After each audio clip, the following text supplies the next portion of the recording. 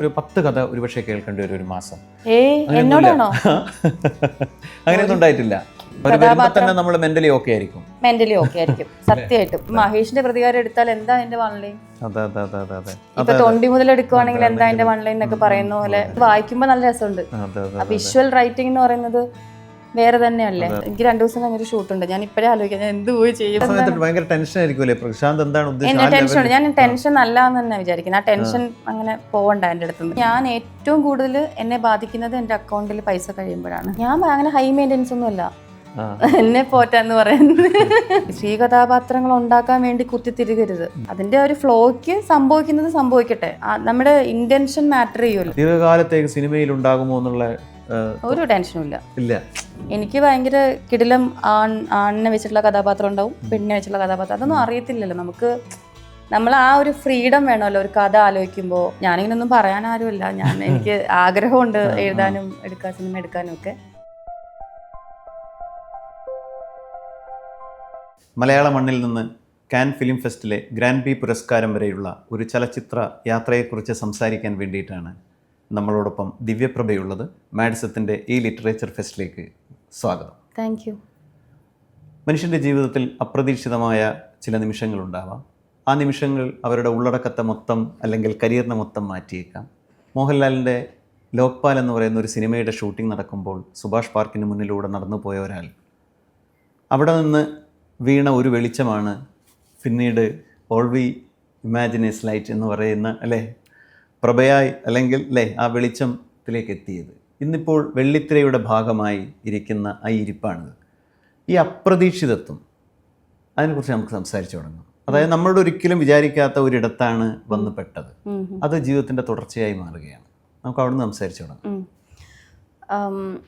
ഞാൻ ഈ അപ്രതീക്ഷിതത്തിൽ വിശ്വസിക്കുന്ന ആൾ തന്നെയാണ്. കാരണം ജീവിതത്തിൽ മൊത്തത്തിൽ എനിക്ക് അങ്ങനെ തോന്നിയിട്ടുണ്ട് എൻ്റെ കാര്യത്തിൽ. ഇപ്പം ഈ സിനിമ ഒന്നും പ്ലാൻ ചെയ്യുന്ന ആളല്ല. അല്ലെങ്കിലും ചില ആൾക്കാരുണ്ടാവുമല്ലോ ഇങ്ങനെ പ്ലാൻ ചെയ്ത് കറക്റ്റായിട്ട് മുന്നോട്ട് പോകുന്നത്. അപ്പം അങ്ങനെ ഒരു പ്ലാനിങ് ഞാൻ ചെയ്യാത്തത് ഇങ്ങനെയുള്ള എക്സ്പീരിയൻസ് കൊണ്ടാണ്. കാരണം എല്ലാം ഭയങ്കര കോയിൻസിഡൻസ് ആണ്. അപ്പോൾ ഓൾ വി ഇമാജിൻ ആണെങ്കിൽ നമ്മൾ വർക്ക് ചെയ്യുന്ന സമയത്തൊന്നും ഈ പറയുന്ന പോലെ എക്സ്പെക്ട് ചെയ്യുന്നില്ല, ഒന്നും പ്രതീക്ഷിക്കാതെ സംഭവിക്കുന്നവരാണല്ലോ അത്. അപ്പോൾ അതൊരു എന്താ പറയുക, അതുവരെ ഇപ്പം ഓൾ വി ഇമാജിൻ ആണെങ്കിലും ഞാൻ ഓഡീഷൻ അറ്റൻഡ് ചെയ്യുന്നത് അറിയിപ്പ് എന്ന് പറഞ്ഞ മൂവി കണ്ടിട്ടാണ് പായൽ എന്നെ വിളിക്കുന്നത്. അപ്പം എല്ലാത്തിൻ്റെയും തുടർച്ചയായിട്ട് തന്നെ കാണാനാണ് ഞാൻ എപ്പോഴും. നമ്മൾ ഒരാൾ അഭിനയം എന്ന് പറയുന്നത് ഒരാൾ പഠിച്ച് ചെയ്യേണ്ടതാണ്, അല്ലാതെയും ചെയ്യാം. അങ്ങനെ പല അഭിപ്രായം എല്ലാത്തിനെ കുറിച്ചുമുണ്ട്, എല്ലാ തൊഴിലിനെ കുറിച്ചൊക്കെ ഉണ്ട്. അപ്പം തൻ്റെ ഉള്ളിൽ ഇങ്ങനെ ഒരു ആക്ടറുണ്ട് എന്ന് സിനിമയിൽ എത്തിയതിന് ശേഷമാണോ തിരിച്ചറിഞ്ഞത്, അല്ലെങ്കിൽ അതിന് മുമ്പേ ഉള്ള ഒരു തിരിച്ചറിവ് അതൊക്കെ ഉണ്ടാവും? ഞാൻ സ്കൂളിൽ അത്യാവശ്യം യൂത്ത് ഫെസ്റ്റിവലിനൊക്കെ ആക്റ്റീവായിരുന്നു, നാടകം ചെയ്യാറുണ്ടായിരുന്നു. പിന്നെ ഇങ്ങനെ മിമിക് ചെയ്യുമായിരുന്നു. എന്ന് വെച്ചാൽ മോണാക്ട് ഒക്കെ ചെയ്യുന്ന എന്ന് വെച്ചാൽ ആർട്ടുമായിട്ട് എപ്പോഴും കണക്റ്റഡ് ആയിരുന്നു. അപ്പോൾ അതുകൊണ്ട് തന്നെ അഭിനയം എന്ന് പറയുന്നത് ഒരിക്കലും സിനിമ കാരണം മാത്രമായിരിക്കില്ല. അതിന് മുമ്പ് പറഞ്ഞ മോണാക്ട് ആണെങ്കിലും നാടകങ്ങളും യൂത്ത് ഫെസ്റ്റിവൽസും. അപ്പോൾ അത് ഇപ്പം നമ്മളിപ്പോൾ ഇവിടെ നിന്ന് ഒരു ഡോട്ട് ഇങ്ങനെ കണക്ട് ചെയ്ത് വരുവാണെങ്കിൽ ഒരു പക്ഷേ ഇപ്പം ഞാൻ എൻ്റെ സ്കൂളിൽ 8th പഠിക്കുമ്പോൾ എനിക്ക് നാടകത്തിന് കിട്ടിയ ഒരു സർട്ടിഫിക്കറ്റ് ഉണ്ട്, അത് വിൻ ചെയ്തിട്ട്. അപ്പം ഞാൻ ഇപ്പം കുറച്ച് നാൾ മുമ്പ് എനിക്കിങ്ങനെ പലതും ഇങ്ങനെ ഫ്രെയിം ചെയ്യാനുണ്ട് വീട്ടിലെ. അപ്പം ഞാൻ വിചാരിച്ചു ഓക്കെ അഭിനയത്തിൻ്റെ ഭാഗമായിട്ട് ഞാൻ ഫ്രെയിം ചെയ്യുമ്പോൾ ഞാനിപ്പോൾ അതെടുത്ത് ഫ്രെയിം ചെയ്തു. എനിക്ക് 8ാം ക്ലാസ്സിൽ നാടകത്തിന് കിട്ടിയത്. അപ്പം അതാണല്ലോ അതിൻ്റെ ഒരു സ്റ്റാർട്ടിങ് എന്നൊക്കെ വിചാരിച്ചിട്ട്. പൊളിറ്റിക്കലി നല്ല രൂപപ്പെട്ട് വരുന്ന ഒരാളാണ്. അതുകൊണ്ടാണ് ദിവ്യയെ ഒരു പൊളിറ്റിക്കൽ പേഴ്സൺ ആയിട്ടാണ് പുറത്തു നിന്ന് നോക്കുമ്പോൾ ഒരാൾക്ക് ഫീൽ ചെയ്യുന്നത്. അങ്ങനെ ഫീൽ ചെയ്തിട്ടില്ലേ? അതായത് തൻ്റെ പ്രവൃത്തി മുഴുവൻ അങ്ങനെ ഒരു വേറൊരു ഡിസൈനിലുള്ള ജീവിതമാണ് ഞാൻ ജീവിച്ചുകൊണ്ടിരിക്കുന്നത്. ആർട്ട് ഈസ് പൊളിറ്റിക്കൽ എന്ന് വിശ്വസിക്കുന്ന ആൾ തന്നെയാണ്. ആർട്ട് എന്ന് പറഞ്ഞാൽ ഇപ്പം അതൊരു നമ്മളൊരു പടം വരച്ചാലും എന്ത് ഡ്രോയിങ്ങിലാണെങ്കിലും അതിൽ ആ വരച്ച ആളുടെ പൊളിറ്റിക്സ് ആണല്ലോ അത്. അപ്പൊ നമ്മളുടെ എനിക്ക് തോന്നുന്നു ഇവിടെ നമ്മൾ എന്തെങ്കിലും നിലപാടുകൾ പറയുന്നതിനെ മാത്രമാണ് പൊളിറ്റിക്കലായിട്ട് കാണുന്നത്. പക്ഷെ എല്ലാവരുടെ ഉള്ളിൽ നിലപാടുണ്ടാവും എന്നുള്ളത് അറിയാം. അതിപ്പോ ക്യാമറയുടെ മുന്നിൽ വന്ന് പറയുന്നു, ബാക്കിയുള്ളവർ വീട്ടിനകത്ത് സംസാരിക്കുന്നുള്ള ഡിഫറൻസ് ഉണ്ടാവുള്ളൂ. അപ്പം ഞാൻ അങ്ങനെ അതിനെ കാണാം. അങ്ങനെ അതുകൊണ്ടാണ്, അതായത് അങ്ങനെ മാത്രമല്ല, അതായത് ദിവ്യയിലേക്ക് വന്നാൽ സിനിമയുടെ സെലക്ഷൻ നോക്കിയാൽ നമ്മൾ ഓരോന്നും അറിയിപ്പ് ഭയങ്കര പൊളിറ്റിക്കലായി ഒരാളൊരു നിലപാടിന് വേണ്ടി കോടതിയിലേക്ക് പോകുക, അങ്ങനെ കുടുംബത്തിനകത്ത് അങ്ങനെ ഒറ്റക്ക് നിൽക്കാൻ ശേഷിയുള്ള ഒരാളായിട്ട് അങ്ങനെ ഓരോ ക്യാരക്ടറിനെ എടുക്കുമ്പോൾ നമുക്കത് ഫീൽ ചെയ്യും. അപ്പൊ ഈ ക്യാരക്ടറും കൂടി അങ്ങനെ കിട്ടുന്നു, അതായത് തൻ്റെ ഉള്ളിലുള്ള ഒരു വളർന്നു വരുന്ന ഒരു ക്യാരക്ടറിനും ഇപ്പുറത്തു നിന്നുള്ള ഒരു ക്യാരക്ടറും കൂടി ഒരുമിച്ച് ബ്ലെൻഡ് ചെയ്യപ്പെടുന്ന അപ്രതീക്ഷിതത്വമുണ്ട്. ഉണ്ട്, അത് അവര് നമ്മളെ ചൂസ് ചെയ്യുന്നതും കൂടി ഉണ്ടല്ലോ. പിന്നെ അങ്ങനെയുള്ള സിനിമകൾക്കുള്ള ഒരു പൊതു സ്വഭാവം ഉണ്ട്. ഇപ്പം ഈ പറഞ്ഞ പോലെ കുറച്ച് ഇന്റൻസ് ആയിരിക്കാം, കുറെ സൈലൻസസ് ഉണ്ടായിരിക്കാം. അപ്പം ഞാനിപ്പം നമ്മൾ ഇതിനു മുമ്പ് ചെയ്ത വോക്കില് ചിലപ്പോൾ അത് കണ്ടിട്ട് ഇവരെ കൊണ്ട് അത് അങ്ങനെ ചെയ്യിപ്പിക്കാൻ പറ്റുമായിരിക്കും എന്നൊക്കെ ഉള്ള പോലെയുള്ള ഒരു കാസ്റ്റിങ്ങിലോട്ട് വന്ന് പെടുക്കാം. പിന്നെ എനിക്ക് ഒരുപാട് ഇപ്പം നമ്മളിരുന്ന് എൻ്റെ പ്രിഫറൻസസിനനുസരിച്ച് ചൂസ് ചെയ്യാനുള്ള ഒരുപാട് ചോയ്സസ് വരുന്നില്ല. എങ്ങനെയോ ഈ പറഞ്ഞ പോലെ യുണീക്കായിട്ടുള്ള പെർഫോമൻസ് സാധ്യതകളുള്ളത് എൻ്റെ അടുത്തോട്ട് വരുന്നു, ഞാനത് ചൂസ് ചെയ്യുന്നേ ഉള്ളൂ. പക്ഷെ ഞാൻ ഒഴിവാക്കുന്ന സിനിമകളും ഉണ്ട്. തിരഞ്ഞെടുപ്പ് വളരെ പ്രധാനപ്പെട്ടതാണ്. ഇപ്പോൾ ഇത്തരം അതായത് ഒരു ക്യാരക്ടർ ചെയ്യുമ്പോൾ കൂടി നമ്മുടെ ഉള്ളിലുള്ള മറ്റൊരാളെ വളർത്തിയെടുക്കുന്നത് കൊണ്ടാണോ, അല്ലെങ്കിൽ ദിവ്യ വൈറ്റിലയിൽ നിന്ന് ഇങ്ങനെ പ്രതികരിച്ചു, എയർ ഇന്ത്യയിൽ നിന്ന് ഇങ്ങനെ പ്രതികരിച്ചു, അങ്ങനെ നമ്മൾ ഒരു സിനിമക്കകത്തുള്ള വലിയ ബോൾഡായ ഒരു ക്യാരക്ടർ പ്രതികരിക്കുന്നത് ആ കഥാപാത്രം മാത്രമല്ല, ഉള്ളിൽ കൊണ്ടു നടക്കുന്ന ഒരാളും കൂടിയാണ് ഞാൻ എന്നത് തോന്നിയിട്ടില്ലേ? അങ്ങനെ അങ്ങനെ ആ ക്യാരക്ടറും കൂടി അതിൻ്റെയൊക്കെ സ്വാധീനമാണ്, അല്ലെങ്കിൽ നേരത്തെ അങ്ങനെയായിരുന്നു? അതെ, പണ്ട് തൊട്ട് അങ്ങനെ തന്നെയാണ്. സ്കൂളിൽ പഠിക്കുമ്പോഴും ഒക്കെ അങ്ങനെ തന്നെയാണ്. അതിങ്ങനെ എന്താ പറയാ, ബെറ്റർ ആയിക്കൊണ്ടിരിക്കുന്നു എന്നുള്ളതേ ഉള്ളൂ. ഇപ്പൊ സ്കൂളിൽ പഠിക്കുമ്പോഴേ അങ്ങനെയാവുന്നു എന്ന് പറയുമ്പോൾ ഒരു പെൺകുട്ടിയായി ജനിച്ചു എന്ന കാരണത്താൽ അപമാനിക്കപ്പെട്ട എത്രയോ സന്ദർഭങ്ങളില്ലാത്ത എല്ലാ അവയവങ്ങളും ലൈംഗികാവയവങ്ങളായ പാവം പെൺകുട്ടികൾ എന്നൊരു കൽപ്പറ്റ നാരായണ മാഷ് എഴുതിയ പോലെ അങ്ങനെ ഒരു പെൺകുട്ടിയായി ജനിച്ചു എന്ന കാരണം കൊണ്ട് വേറിട്ട ഒരു ജീവിതം, അല്ലെങ്കിൽ അങ്ങനെ അപമാനിക്കപ്പെട്ട അങ്ങനെയൊക്കെയുള്ളൊരു, അല്ലെങ്കിൽ അതൊരു സമരമാണ് ആ ഒരു ജീവിതം എന്ന് തോന്നിയിട്ടുണ്ടോ? അങ്ങനെ അനുഭവിച്ചിട്ടുണ്ടോ? അങ്ങനെ ഉറപ്പായിട്ടും ഈ സ്ത്രീകൾ ഇവിടെ അനുഭവിക്കുന്നതിൻ്റെ ഞാനും ഒരു പെൺകുട്ടി എന്ന നിലയിൽ സ്കൂൾ കാലം മുതൽ അങ്ങനെ എന്താന്ന് വെച്ചാൽ വീട്ടിൽ നിന്ന് അങ്ങനെ ഒരു അപ്ബ്രിങ്ങിങ് ഇല്ല. ഒരു ഈ പറഞ്ഞ ജെൻഡർ ബേസ്ഡ് ആയിട്ടുള്ള ഒരു ഇതില്ല. അപ്പൊ എനിക്ക് പുറത്തിറങ്ങുമ്പോഴായിരിക്കും നമുക്ക് ആ ഒരു ഇതെന്താ വീട്ടിലൊക്കെ പ്രശ്നമില്ലല്ലോ, ഇതെന്താ സൊസൈറ്റിക്ക് പ്രശ്നം എന്നുള്ള ഒരു കോൺട്രഡിക്ഷൻ ഒക്കെ എപ്പോഴും ഉണ്ടാവുമായിരുന്നു. കാരണം വളരെ ബേസിക് ആയിട്ടുള്ള കാര്യത്തിൽ ഇതിപ്പോൾ നമ്മൾ ഡ്രസ്സിങ്ങിന്റെ കാര്യം ആണെങ്കിലും ഒക്കെ അപ്പൊ ആ ഒരു കോൺഫ്ലിക്റ്റ് എല്ലാ കാര്യത്തിലും. കാരണം ഇപ്പൊ നമ്മളുടെ സിസ്റ്റം ആണെങ്കിലും സ്കൂളിലാണെങ്കിലും പെൺകുട്ടികളെയും ആൺകുട്ടികളെയും വേറെ സെപ്പറേറ്റ് ആയിട്ട് ഇരിക്കുന്നു എന്നൊക്കെ അതിൽ നിന്നൊക്കെയാണല്ലോ അത് തുടങ്ങുന്നത്. നമ്മൾ ആ ഒരു ഡിഫറൻസ് കണ്ടു തുടങ്ങുന്നത്. അപ്പോൾ ഉറപ്പായിട്ടും അത് ഡേ ടു ഡേ ലൈഫിൽ എന്തായാലും നമുക്കത് ഒരു പെൺകുട്ടിയായി വളർത്തിയെടുക്കുകയാണ് ഒരു അങ്ങനെ ഒരു സൊസൈറ്റി. ഓക്കെ, വീട്ടിൽ അങ്ങനെ ഒരു പെൺകുട്ടി എന്നുള്ള രീതിയിൽ അങ്ങനെ അല്ല. അങ്ങനെ ഒരു വീടുണ്ടായത്, അതായത് ആ വീട്ടിൽ നമ്മൾ ഏതൊരാളും അങ്ങനെ വളർന്നു വരണമെങ്കിൽ വീട്ടിൽ നിന്ന് അങ്ങനെ ഒരു വെളിച്ചം. 3 പെണ്ണുങ്ങളാണ്, ഞാൻ ഏറ്റവും ഇളയതാണ്.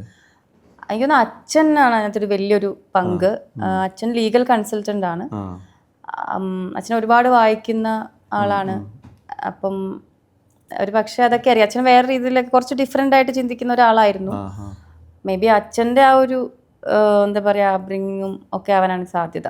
കാരണം അച്ഛൻ ത്രൂ എനിക്ക് കുറച്ച് പിന്നീട് ആലോചിക്കുമ്പോൾ എനിക്ക് മനസ്സിലാവും, ഓക്കെ അച്ഛൻ ഇങ്ങനെ ചെയ്തത് ഇങ്ങനെയാണ്. ഇപ്പം നമ്മൾ സ്കൂളിൽ നിന്നൊക്കെ ടൂറൊക്കെ പോയിട്ട് തിരിച്ച് അച്ഛൻ പിക്ക് ചെയ്യാൻ വരില്ല, ഞാൻ നടന്നായിരിക്കും വരുന്നുണ്ടാവുക.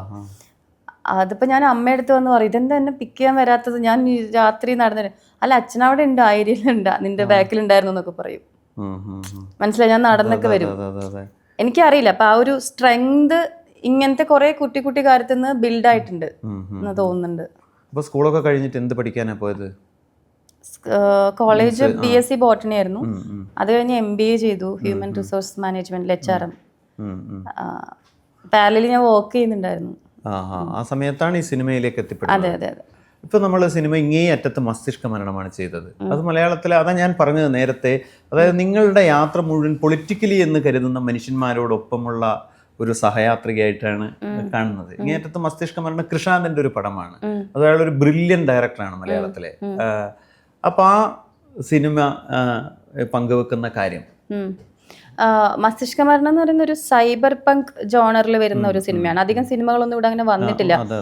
ഗഗനചാരി എന്ന് പറഞ്ഞൊരു മൂവി വന്നിട്ടുണ്ട്. പിന്നെ ഓക്കെ കമ്പ്യൂട്ടർ, അരുൺ ചന്ദ്. അതെ അതെ. ആ ജോണറിൽ വരുന്ന കുറച്ച് സൈഫൈ എലമെന്റ്സ് ഒക്കെ ഉള്ള ഒരു ത്രില്ലർ ജോൺ. പക്ഷെ ഇത് ഫുൾ ടൈം എന്താ പറയാ ഒരു കോമഡി എന്റർടൈനർ ആണ്, ഒരു ഫുൾ ഒരു ഫൺ റൈഡാണ് അങ്ങനെ. അപ്പം ഇത് ഭയങ്കര ലൈറ്റ് മൈൻഡഡ് ആയിട്ട് കോമഡി ആസ്വദിക്കാനൊക്കെ വരാം. ഇതുവരെയുള്ള സിനിമയിൽ നിന്ന് വേറിട്ട് അടുത്തൊരു പാരഡൈം ഷിഫ്റ്റ് എന്ന് പറയുന്ന പോലെ ജീവിതത്തിൽ അടുത്തൊരു മാറ്റമായിരിക്കും. അതെ അതെ, കാരണം ഞാൻ ഇപ്പൊ ഇതുവരെ ചെയ്തു വെച്ചിരിക്കുന്ന കഥാപാത്രങ്ങൾക്കൊന്നും എന്റെ ഷെയ്ഡ് ഭയങ്കര കുറവാ. ഞാൻ ജീവിതത്തിൽ വളരെ കൊമേഴ്ഷ്യൽ ആയിട്ടുള്ള ആളാണ്. പക്ഷെ ഇതുവരെ ചെയ്ത കഥാപാത്രങ്ങളെല്ലാം വേറൊരു ടൈപ്പ്, കുറച്ച് വേറെ തന്നെ ഋതമുള്ള ആണ്. അപ്പം ഇതിലായിരിക്കും കുറച്ചും കൂടി എന്റെ ഒരു എനർജി. എനിക്ക് ഇഷ്ടമാണ് കോമഡി ചെയ്യാൻ വേണ്ടിയിട്ട്. അപ്പം ആ സമയം വരുമ്പോഴായിരിക്കും ഒരു നടി എല്ലാവരുടെയും നടിയായി മാറുന്നത്. മേ ബി അത്ര ഒരു കളക്റ്റീവായിട്ട് കുറച്ചും കൂടി ഒരു മെജോറിറ്റി ഓഡിയൻസിലോട്ട്. ഇത്രയും കാലം അതായത് ഇതൊരു തരത്തിൽ ഭാരമാണ് മനുഷ്യന്. അതായത് നല്ല നല്ല ക്യാരക്ടേഴ്സ് ചെയ്യുക, ഫെസ്റ്റിവലിന് പോവുക, അതിൻ്റെ ആദരവ് ഏറ്റുവാങ്ങുക. വേറെ ഭാരം മീൻസ് അങ്ങനെ ഒരു ഭാരമായി തോന്നാറുണ്ടോ എന്നാണ്. അതായത് മറ്റ് ഈ പറയുന്ന നിങ്ങൾ പറഞ്ഞു ഞാൻ അല്ലാത്ത സമയത്ത് ഭയങ്കര കമേഴ്ഷ്യൽ ഭയങ്കര ഫണ്ണിയായ ഒരാളാണ്. ഞാൻ ഉദ്ദേശിച്ചത് പേഴ്സണലി, അല്ലാത്ത സമയത്തല്ല, പേഴ്സണലി ഉള്ള ഞാൻ എന്റെ കംഫോർട്ട് സ്പേസിലും ഞാനെന്ന് പറഞ്ഞ വ്യക്തി ഞാൻ അങ്ങനെ ഭയങ്കര കനമായിട്ടൊന്നും ജീവിതത്തിനെ കണ്ട് പ്രശ്നം വരുമ്പം അത് ലെറ്റ് ഗോ ചെയ്യും പെട്ടെന്ന്. ഞാൻ പിന്നെയും എൻ്റെ ഒരു സോണിലോട്ട് കയറുന്ന ആളാണ്. അപ്പൊ ഈ കഥാപാത്രങ്ങൾ വരുമ്പോ ഇപ്പൊ എന്റെ ഒരു ഭയങ്കര കനമാണല്ലോ ഞാൻ ചെയ്ത പല കഥാപാത്രങ്ങൾക്കും. അതല്ലെങ്കിൽ ഇപ്പൊ തമാശ എടുക്കുവാണെങ്കിൽ പ്രേമവും ചിരിയും ഒക്കെ ഉണ്ടെങ്കിലും അതിനും വേറെ തരം പക്വതയും വേറൊരു തരം. അപ്പൊ അങ്ങനെ നോക്കുമ്പോ എനിക്ക് തോന്നുന്നു മസ്തിഷ്ക മരണം കുറച്ചും കൂടി എനിക്കൊരു ന്യൂസ് എളുപ്പമല്ല ഒട്ടും. കാരണം ഈ കോമഡി ചെയ്ത് ഫലിപ്പിക്കുക എന്ന് പറയുന്നതും ഇതിലെ കഥാപാത്രം ഒരു അഡ്വക്കേറ്റ് ആണ്. പ്ലോട്ട് സെറ്റ് ചെയ്തിരിക്കുന്നത് ഫ്യൂച്ചറിസ്റ്റിക് ആണ്, 2046-ലാണ്. പക്ഷെ ഇത് അപ്പം അഡ്വക്കേറ്റ് എന്ന് പറയുമ്പോൾ നമുക്ക് ഇപ്പൊ ഒരു കോർട്ട് റൂം ഡ്രാമയുണ്ട്. അപ്പൊ അതിൽ ഒരുപാട് മോണോലോഗ്സും പ്രതിവാദവും ഒക്കെ ഉണ്ട്. പക്ഷെ അതിന്റെ ഇടയിൽ നമ്മൾ ജോക്ക് കണ്ടുപിടിക്കണം. അപ്പൊ കൃഷാന്തിന്റെ ഉറപ്പായിട്ടും കൃഷാന്തുമായിട്ട് കോൺസ്റ്റന്റ് ആയിട്ട് നമ്മൾ ഡിസ്കഷനും ഓൺ ദ സ്പോട്ട് ആണെങ്കിലും നമ്മൾ സംസാരിച്ച് ഫിക്സ് ചെയ്ത് നല്ല രസമായിരുന്നു വർക്ക് ചെയ്യാൻ വേണ്ടിട്ട്. അപ്പൊ ഇത് വർക്ക് ആവുകയാണെങ്കിൽ ഉറപ്പായിട്ടും എൻ്റെ ഒരു കരിയർ ഷിഫ്റ്റ് ആയിരിക്കാം. അത് മാത്രമല്ല ഈ ക്യാരക്ടറിൻ്റെ മാത്രം പ്രശ്നമല്ല. ഇപ്പോൾ ദിവ്യയിലേക്ക് നോക്കിയാൽ ഏറ്റവും അടുത്ത സുഹൃത്തുക്കളിൽ ഒരാൾ കനി കുസൃതി, എല്ലാം ഒരു പാരലൽ ലൈഫ് സൃഷ്ടിക്കാൻ ശ്രമിക്കുന്ന മനുഷ്യരുമായിട്ടുള്ള കമ്മ്യൂണിക്കേഷൻ, ഫോട്ടോസ്.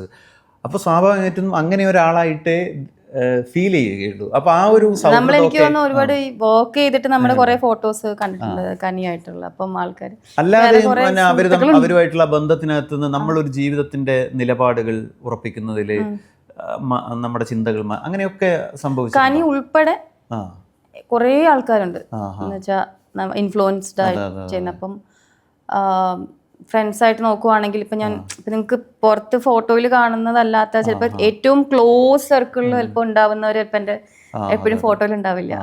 അപ്പോൾ ഒരു മലയാളി സ്ത്രീ നടി എന്ന നിലയിൽ നടി എപ്പോഴും ഒരു ഞാൻ നേരത്തെ പറഞ്ഞ ഒരു ശരീരവും ഒരു വലിയ എന്താ പറയുക ബാധ്യതയായി കൊണ്ടു നടക്കുന്ന ഒരാളാണ്.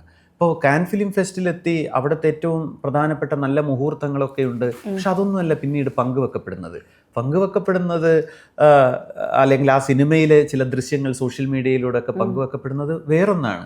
കാരണം നിങ്ങളുടെ ആദരവ് പിടിച്ചു പറ്റിയ ആ ഇടത്തെ എന്താ പറയാ നിമിഷങ്ങളിലെ ബോഡിയെയാണ് ആളുകൾ നോക്കുന്നത്. മലയാളി സിനിമ റിലീസ് ആയതിനു ശേഷം അതെ ഈ ഒരു മലയാളി പുരുഷൻ, അതായത് ലോകത്ത് അത്രയും ചേഞ്ച് ഉണ്ടായിട്ടുണ്ട്. ഈ ചേഞ്ചിന്റെ ഒക്കെ ഫലമാണ് സിനിമയും.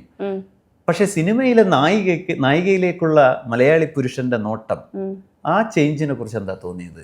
അല്ലെങ്കിൽ അവരത് എനിക്ക് തോന്നുന്നത് എന്താന്ന് വെച്ചാൽ ഇപ്പൊ കുറച്ചു നാൾ മുമ്പാണെങ്കിൽ ഈ ഇങ്ങനെ ഇതിലെല്ലാം ഇൻവോൾവ് ആയിട്ടുള്ള ആൾക്കാരുടെ പെർസെന്റേജ് കുറച്ചും കൂടെ കൂടുതലായിരിക്കും. ഇതെനിക്ക് കുറച്ചും കൂടെ അക്സെപ്റ്റൻസ് കൂടുന്ന പോലെ എനിക്ക് തോന്നുന്നത്. എന്നുവെച്ചാൽ ഇപ്പോഴത്തെ ജനറേഷനിൽ അവർക്കതൊരു പ്രശ്നമല്ലാത്ത പോലെ എനിക്ക് തോന്നിയിട്ടുണ്ട്. എനിക്ക് ഒരു ചേഞ്ച് ഉണ്ട് എന്നുള്ളത് അത് നമ്മൾ കാണാതെ പോകരുത്. അതെ, അത് തീർച്ചയായിട്ടും കാണാതെ പോകരുത്. പിന്നെ ഇത് എങ്ങനെ എന്നെ എഫക്ട് ചെയ്യുന്നുള്ളതാണ് പിന്നെ അടുത്ത മാറ്റർ. എന്നെ എഫക്ട് ചെയ്തില്ല, കാരണം ഞാൻ 100% കൺവിക്ഷനോട് കൂടി ചെയ്ത ക്യാരക്ടറാണ്. പക്ഷെ ആ ക്യാരക്ടറിന്റെ പ്രശ്നം മാത്രമല്ല എങ്ങനെ എഫക്ട് ചെയ്യുന്നു ചോദിച്ചല്ലോ. ഇപ്പൊ നിങ്ങൾ ഒരു വയറ്റിലിൽ നിന്ന് ഒരു കുട്ടി അല്ലെങ്കിൽ ആ ഒരു കുട്ടി കുറേ സമയം നിങ്ങളെ നോക്കി നിൽക്കുന്നു, അതിന്റെ പിന്നാലെ പോയിട്ട് അടി കൊടുക്കാൻ പാകത്തിൽ നിങ്ങൾ അടി കൊടുത്തിട്ടില്ല, പിന്നാലെ പോയിട്ടില്ല. ഓട്ടോ ഒക്കെ കയറി അല്ലേ, ആ ഭയങ്കരമായിട്ട് ഇറിറ്റേറ്റഡ് ആയല്ലോ. അത് ഭൂമിയിൽ, ആകാശത്ത് എയർ ഇന്ത്യയിൽ അല്ലെ കയറി നോക്കുമ്പോൾ, അതായത് ഭൂമിയിലും ആകാശത്തിലും എല്ലാം ഈ പറഞ്ഞതുപോലെ ഒരു സ്ത്രീയെ ഒരു പ്രിഡേറ്ററായിട്ട് ഒരു എതിർലിംഗം നിൽക്കുന്ന അങ്ങനെ ഒരു ഫീലിങ്സ് ഇങ്ങനെ ഒരു സ്ത്രീക്ക് മാത്രം അതിങ്ങനെ കൊണ്ടു നടക്കണ്ട, അതുകൊണ്ട് അപ്പൊ തന്നെ പ്രതികരിക്കുന്നത്. അപ്പൊ തന്നെ അത് വെൻഡോട്ട് ചെയ്യുകയാണല്ലോ. പിന്നെ വീട്ടിൽ വന്നിട്ട് അത് എല്ലാരും അങ്ങനെ ആയിരിക്കണം എന്നില്ല. ഞാൻ അങ്ങനെയാണ്, അങ്ങനെ നിർബന്ധം പിടിക്കാനും പറ്റില്ല. ഓരോരുത്തർ വന്ന വഴി, ഓരോരുത്തർ ഇൻബിൽട്ട് ആയിട്ടുള്ള സ്വഭാവങ്ങൾ, സ്പോണ്ടേനിറ്റി, ആ റിഫ്ലെക്സ് ആയിട്ട് നമ്മൾ പ്രതികരിക്കുന്നതൊക്കെ ഡിഫറെന്റ് ആണ്. ഞാൻ പക്ഷെ അങ്ങനെ റെസ്പോണ്ട് ചെയ്യുന്ന ഒരാളായതുകൊണ്ട് എനിക്കത് ആക്ച്വലി ബെനിഫിറ്റ് ചെയ്യും. കാരണം എനിക്കത് പിന്നെ എനിക്ക് അതിന്റെ ഭാരം താങ്ങിക്കൊണ്ട് നടക്കണ്ട.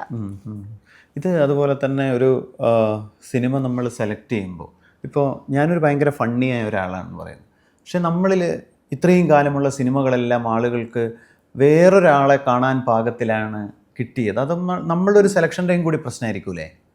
അതായത് ഇത്തരം സിനിമകളുടെ ഒരു സെലക്ഷൻ മാത്രമായി പോയത്. എനിക്ക് പ്രശ്നം, ഇതെല്ലാം ഭയങ്കര പ്രൗഡായിട്ട് ചെയ്ത പടങ്ങളാണ്. അതെ അതെ അതെ, ശരിക്കും എല്ലായിടത്തും നോക്കിയാൽ എല്ലാം ഞാൻ ഭയങ്കര പ്രൗഡാണ്. പിന്നെ നമുക്ക് കുറച്ചും കൂടി രസമല്ലേ നമ്മളല്ലാത്തൊരു സാധനം അഭിനയിക്കുകയും അത് കൺവീൻസിങ് ആക്കാന്ന് പറയുമ്പോൾ, എന്നുവെച്ചാൽ കൂടുതൽ മുഴച്ചു നിൽക്കലില്ലാതെ കൺവീൻസിങ് ആക്കാന്ന് പറയുമ്പോഴും നമുക്കൊരു ഇതുണ്ടല്ലോ ആസ് ആൻ ആക്ടർ. ഓക്കെ, എനിക്ക് എൻ്റെ സെൽഫുമായിട്ട് ബന്ധമില്ലാത്തൊരു കാര്യം ഞാൻ ചെയ്യുവാണ്. അപ്പം അതുപോലെ ഇപ്പോൾ ഇതിങ്ങനെ ഒരു പ്രിഡേറ്റർ എന്നുള്ള അർത്ഥത്തിൽ ഞാനിങ്ങനെ പറയുകയല്ല, പുരുഷൻ പ്രതി സ്ത്രീ ഇങ്ങനെ കൊണ്ടു നടക്കുന്നു. ഒരു ആക്ടിങ് പ്രോസസ്സിനകത്ത് നമ്മളിപ്പോൾ ഒരു മറ്റ് ഭാഷകളിലെ എന്താ പറയുക, മറ്റ് ഭാഷകളിൽ നിന്ന് സ്ത്രീയെ ട്രീറ്റ് ചെയ്യുന്ന ഒരു രീതിയും മലയാളത്തിൽ നിന്ന് ട്രീറ്റ് ചെയ്യുന്ന ഉപകരണങ്ങളൊക്കെ എല്ലാ ലോകത്തും കണക്കാണ്. പക്ഷെ അതിന് പിന്നിൽ നിൽക്കുന്ന ആളുകൾ, മലയാളികൾ എന്ന അർത്ഥത്തിൽ എന്ത് ചേഞ്ചാണ് ഉണ്ടായിട്ടുള്ളത്? ഇവിടുന്ന് പായൽ കബാഡിയുടെ സെറ്റിലേക്ക് പോകുന്നു, ഇവിടെ നിൽക്കുന്നു, തമിഴിലേക്ക് പോകുന്നു, അങ്ങനെ മലയാളി മാത്രം കൊണ്ടു നടക്കുന്ന കുറേ കാര്യങ്ങൾക്കകത്ത്, ഒരു ക്ലീഷേ കാര്യങ്ങൾക്കകത്ത് അത് പലതരത്തിലുള്ള അവബോധങ്ങൾ ഒക്കെ നിർണ്ണയിക്കപ്പെട്ടിട്ടുണ്ടോ? അല്ലെങ്കിൽ ആ വ്യത്യാസം എന്തെങ്കിലും ഫീൽ ചെയ്തിട്ടുണ്ടോ അവിടെ പോയി വർക്ക് ചെയ്യുമ്പോൾ? എനിക്കിപ്പോൾ ബോളിവുഡ് എന്നുള്ള രീതിയിൽ എനിക്ക് കമ്പയർ ചെയ്യാൻ പറ്റില്ല. കാരണം ഞാൻ വർക്ക് ചെയ്തിരിക്കുന്നത് അപ്പോഴും ഈ പറഞ്ഞ ഫിലിം സ്കൂളിൽ നിന്ന് FTA എന്നൊക്കെ ഉള്ള ഫുൾ, അതിൽ മാത്രമല്ല സിനിമയിൽ അസോസിയേറ്റ് ആയിട്ടുള്ളതും ക്യാമറ ടീമിലുള്ള പലരും FTA എന്ന് ഫിലിം സ്കൂൾ ബാക്ക്ഗ്രൗണ്ട് ഉള്ളവരാണ്. അപ്പൊ അതൊരു സെപ്പറേറ്റ് ആയിട്ട് നിൽക്കുന്ന ഒരു സ്പേസ് ആണ്. കാരണം ഒരുപാട് സ്ത്രീകൾ അതിനകത്ത് വർക്ക് ചെയ്തിട്ടുണ്ട്. എന്നുവെച്ചാൽ എല്ലാ ഡിപ്പാർട്ട്മെന്റിലും, ആർട്ടിലും എല്ലാത്തിലും ഉണ്ട്. അപ്പം എനിക്ക് ആ ചേഞ്ചാണ് ചിലപ്പോൾ പറയാനുണ്ടാവുക. ലൈക്ക് ഒരു സെറ്റിൽ ഒരു ഈക്വൽ എമൗണ്ട് അല്ലെങ്കിലും ഒരു 2-3 സ്ത്രീകളല്ലാതെ കുറച്ചധികം സ്ത്രീകൾ ഉണ്ടാവുമ്പോൾ ഉള്ള ഒരു എനർജി ഡിഫറൻസ് ഉണ്ട്. സ്ത്രീകൾ മാത്രം സംഘം ചേർന്ന് ചെയ്യുമ്പോൾ ഉണ്ടാവുന്നൊരു, എനിക്ക് അങ്ങനെയില്ല. സ്ത്രീകൾ മാത്രം ഡിഫറൻസ് എന്ന് പറയുമ്പോൾ തന്നെ നമുക്ക് സ്ത്രീകളുടെ കാര്യത്തിൽ പല കാര്യത്തിലെ വിവേചനങ്ങളകത്താണ്. നമ്മൾ തുല്യവേതനം എന്നല്ല പറയാ, മാന്യവേതനം എന്നാണ്. നമുക്ക് അത്ര എല്ലാത്തിനും അങ്ങനെ ആ വാക്കേ ഉപയോഗിക്കാൻ. അത് ഈ പറഞ്ഞ പോലെ ഓരോരുത്തരുടെ ഒരു നമ്മളെന്താ പറയാ, ഒരു കൾച്ചറൽ ക്യാപിറ്റൽ എന്നൊക്കെ പറയില്ലേ, മാർക്കറ്റ്, പോപ്പുലാരിറ്റി, അതിനെ ബേസ് ചെയ്തിട്ടാണ് എനിക്ക് ഇക്വാലിറ്റി വേണ്ടത്. സ്ത്രീ ആയതുകൊണ്ടൊന്നുമല്ല വേണ്ടത്. അവിടെ അപ്പൊ എങ്ങനെ ഈക്വൽ ആവുന്നത്? സ്ത്രീ ആയതുകൊണ്ട് എങ്ങനെയാ? ലൈക്ക് ഓരോരുത്തർക്കും ഇതിനു മുമ്പ് ചെയ്ത സിനിമകൾ, അവരുടെ പോപ്പുലാരിറ്റി, കൾച്ചറൽ ക്യാപിറ്റൽ എല്ലാം നോക്കിയിട്ടുള്ള ഈ പറഞ്ഞ, അപ്പൊ അവിടെയാണ് എനിക്കത്. ആ പരിഗണനകളിലെല്ലാം ഞാൻ പറയുന്നത് ജെൻഡർ വ്യത്യാസം കൊണ്ട് എന്താ പറയുക, നമുക്ക് ആ വേതനത്തിൽ ഇതിലൊക്കെ ഉണ്ടാവുന്ന ഒരു അവഗണനയോ അല്ലെങ്കിൽ പരിഗണിക്കപ്പെടായ്മയോ ഒന്നും ഇൻഡസ്ട്രി എല്ലാ നിലയിലും ഈക്വലായി എന്നാണോ? അല്ല, ഇപ്പൊ ഈ ഇൻഡസ്ട്രി എന്നല്ല, എല്ലാ ഇൻഡസ്ട്രിയിലും ഉണ്ടല്ലോ പ്രശ്നങ്ങൾ. നമ്മളിത് കുറച്ച് അറിയുന്നേ ഉള്ളൂ മീഡിയ ആയതുകൊണ്ട്. പക്ഷെ നമ്മളിപ്പോ അറ്റ്ലീസ്റ്റ് ഇപ്പൊ സംസാരിക്കുന്നുണ്ടല്ലോ, അത് തന്നെ വലിയ കാര്യമല്ലേ. ഇത് ചർച്ചകൾ ഉണ്ടാകുന്നു, സംസാരിക്കുന്നു. അപ്പോൾ സംസാരിക്കാൻ ചിലപ്പോൾ സംഘടന ആവശ്യമുണ്ടാകാം, ചിലപ്പോൾ ഒറ്റയ്ക്ക് നിൽക്കാം. അത് ഓരോരുത്തരുടെ നിലപാടാണ്. ഇനി ഞാൻ സംസാരിച്ചാൽ എൻ്റെ ഇടം തന്നെ ഇല്ലാതായി പോകും എന്ന് കരുതി നിശബ്ദരായി തീരുന്ന ആളുകൾ, അങ്ങനെ, അതായത് ഒരു ആർട്ടിസ്റ്റ് എന്ന നിലയിൽ ഇപ്പോൾ മലയാളത്തിൽ ഒരുപാട് ആളുകൾ സംഘം ചേർന്നിട്ടുണ്ട്, സ്ത്രീകൾ. അപ്പോൾ ആ സംഘം ചേരൽ വെളിപ്പെടുത്തുന്ന കുറേ കാര്യങ്ങൾ, അവർക്ക് ഇല്ലാതാക്കപ്പെടുന്ന തൊഴിലിടം. അപ്പോൾ ആ അഭിപ്രായം, ഒരു പെണ്ണിൻ്റെ അഭിപ്രായം വരുന്നതോടുകൂടി അവരുടെ തൊഴിലിടം കൂടി നഷ്ടപ്പെടുന്ന ഒരു സാഹചര്യം ഉണ്ടോ ഇവിടെ? കേട്ടിട്ടുണ്ട് പറഞ്ഞ്, എന്നുവെച്ചാൽ കൊളീഗ്സ് ആണെങ്കിലും വർക്ക് ചെയ്യുന്നവരാണെങ്കിലും ഒക്കെ പറഞ്ഞ് അതുകൊണ്ട് മാത്രം സിനിമകൾ ഇല്ലാണ്ടാവുന്നു എന്നൊക്കെ പറഞ്ഞു. പക്ഷെ അപ്പോഴും അവരുടെ വഴികൾ തെളിച്ച് മുന്നോട്ട് പോകുന്നതായിട്ട് നമുക്ക് കാണാൻ പറ്റും. അല്ല, അത്തരം സംഘങ്ങളിൽ ഞാൻ ഇല്ല. അതെ അതെ അതാ ഇല്ല, ഞാൻ ഒരു സംഘടനയുടെയും ഭാഗം എന്ന് വെച്ചാൽ മെമ്പർഷിപ്പ് ഇല്ല. സീരിയൽ ടെലിവിഷൻ ചെയ്ത സമയത്ത് അപ്പോൾ എന്തോ എടുത്തിട്ടുണ്ടായിരുന്നു തോന്നുന്നു, അതിന്റെ ആത്മ എന്ന് പറഞ്ഞിട്ട്. അല്ലാതെ ഒന്നിലും ആക്റ്റീവ് അല്ല ഞാൻ. എനിക്ക് എന്തെങ്കിലും ഒരു ഇപ്പോൾ പ്രതികരിക്കണം, എന്തെങ്കിലും ഒരു അഭിപ്രായം ഉണ്ടെങ്കിൽ ശ്രദ്ധിച്ചറിയാൻ ഞാൻ ഒറ്റയ്ക്ക് തന്നെയാണത്. ഇപ്പം നമ്മൾ എല്ലാവരും നടത്തുന്ന ഒരു പത്രം ഉണ്ടല്ലോ, ഇൻസ്റ്റാഗ്രാം എന്ന് പറയുന്നത്. അപ്പോൾ അതിൽ തന്നെ എന്തെങ്കിലും ഇപ്പോൾ നമുക്ക് കുറേ പോസ്റ്റുകൾ വരുമ്പോൾ ഓക്കെ നമുക്കിത് വായിക്കുമ്പോൾ ഇതിനോടായിരിക്കും നമുക്ക് കുറച്ചും കൂടെ യോജിപ്പ്, അപ്പോൾ അത് റീഷെയർ ചെയ്യുക എന്നൊക്കെ ഉള്ളത് തന്നെയാണ് എൻ്റെ ഒരു വേ ഓഫ് റെസ്പോൺസ്. അപ്പോൾ ഈ അമ്മ സംഘടനയിലൊന്നും സജീവമായിട്ട് നിൽക്കാറില്ല? സജീവം എന്ന് പോയിട്ട് ഞാൻ പറഞ്ഞില്ലേ, ഞാൻ അംഗത്വം പോലും ഇല്ല. ഞാൻ ഒരു സംഘടനയില്ല, ഞാൻ സംഘടനയ്ക്കൊന്നും പറ്റിയ ആളാന്ന് തോന്നിയിട്ടില്ല എന്നെ. ഓക്കെ. അപ്പോൾ എൻ്റെ ചോദ്യം, അതായത് ഇങ്ങനെ സംഘടന ഇല്ലാതെയും ഒരാൾക്ക് സ്വതന്ത്രമായി നിന്ന് ഈ തൊഴിലിടത്തിൽ വളരെ depends on the person, people. നമുക്കറിയില്ല അത് എല്ലാവർക്കും എങ്ങനെയാ, ഓരോരുത്തർക്കും. ഇപ്പം ഞാൻ മാക്സിമം ഫോക്കസ് ചെയ്യുന്നത് ഒരു സിനിമ വരുന്നു, അത് നന്നായിട്ട് അഭിനയിക്കുന്നു, അതിൻ്റെ ഇടയിൽ വല്ല പ്രശ്നം ഉണ്ടെങ്കിൽ ഞാൻ തന്നെ, ഇപ്പം ഞാൻ പറഞ്ഞില്ല, ഇപ്പോൾ ഫ്ലൈറ്റിൽ ഇഷ്യൂ വന്നു, ഞാൻ അവിടെ നിന്ന് ഇറങ്ങി അവിടെ നെടുമ്പാശ്ശേരി പോലീസ് സ്റ്റേഷനിൽ പോയി FIR. അപ്പം അങ്ങനെയാണ് എൻ്റെ പണ്ടേ ഉള്ള ഒരു രീതി. അപ്പം നമ്മൾ തന്നെ എനിക്കത് സോർട്ട് ചെയ്യാനുള്ള ഒരു ഇതുണ്ട്. അപ്പം എന്ന് വെച്ചിട്ട് അത് ഇല്ലാത്ത ആൾക്കാരുണ്ട്, അവർക്ക് ഉറപ്പായിട്ടും സപ്പോർട്ട് വേണം. അപ്പം ആരെങ്കിലും എൻ്റെ അടുത്തൊരു ഹെൽപ്പ് ചോദിച്ചാൽ എന്നെ കൊണ്ട് പറ്റുന്നത് ഞാനും ചെയ്യും. അപ്പം പിന്നെ ഏത് സംഘടന ആയിക്കോട്ടെ, ഏത് കൂട്ടായ്മ ആയിക്കോട്ടെ, ഇപ്പം ചില സമയത്ത് ഇപ്പോൾ എന്തെങ്കിലും ഒരു ഇഷ്യൂ വരുമ്പോൾ നമ്മളിങ്ങനെ നോക്കുമ്പോൾ ഓക്കെ ഇവർ പറയുന്നതാണ് കുറച്ചും കൂടെ ബെറ്റർ ആയിട്ട് തോന്നുന്നത്, അപ്പം ഞാൻ ഓക്കെ അവരുടെ അടുത്ത്, അപ്പോൾ അവർ ഷെയർ ചെയ്യുന്ന പോസ്റ്റുകൾ ഞാൻ ഷെയർ ചെയ്തേക്കാം. ചിലപ്പോൾ ഇപ്പുറത്തായിരിക്കും ഈ ഒരു കാര്യത്തിന് ഇവർ ആയിരിക്കും അങ്ങനെ. പിന്നെ സംഘടന എന്ന് പറയുമ്പോൾ എപ്പോഴും അതിലിപ്പോൾ ഒരു 10 പേരുള്ള സംഘടനയാണെങ്കിൽ അവർ മുന്നോട്ട് വയ്ക്കുന്ന ഓരോ ആശയം ഒരിക്കലും ആ 10 പേരുടെയും അഭിപ്രായമാണോ എന്ന് ഇൻഡിവിജ്വലി ചോദിക്കേണ്ടി വരുമായിരിക്കും എന്നൊക്കെ തോന്നാറുണ്ട്.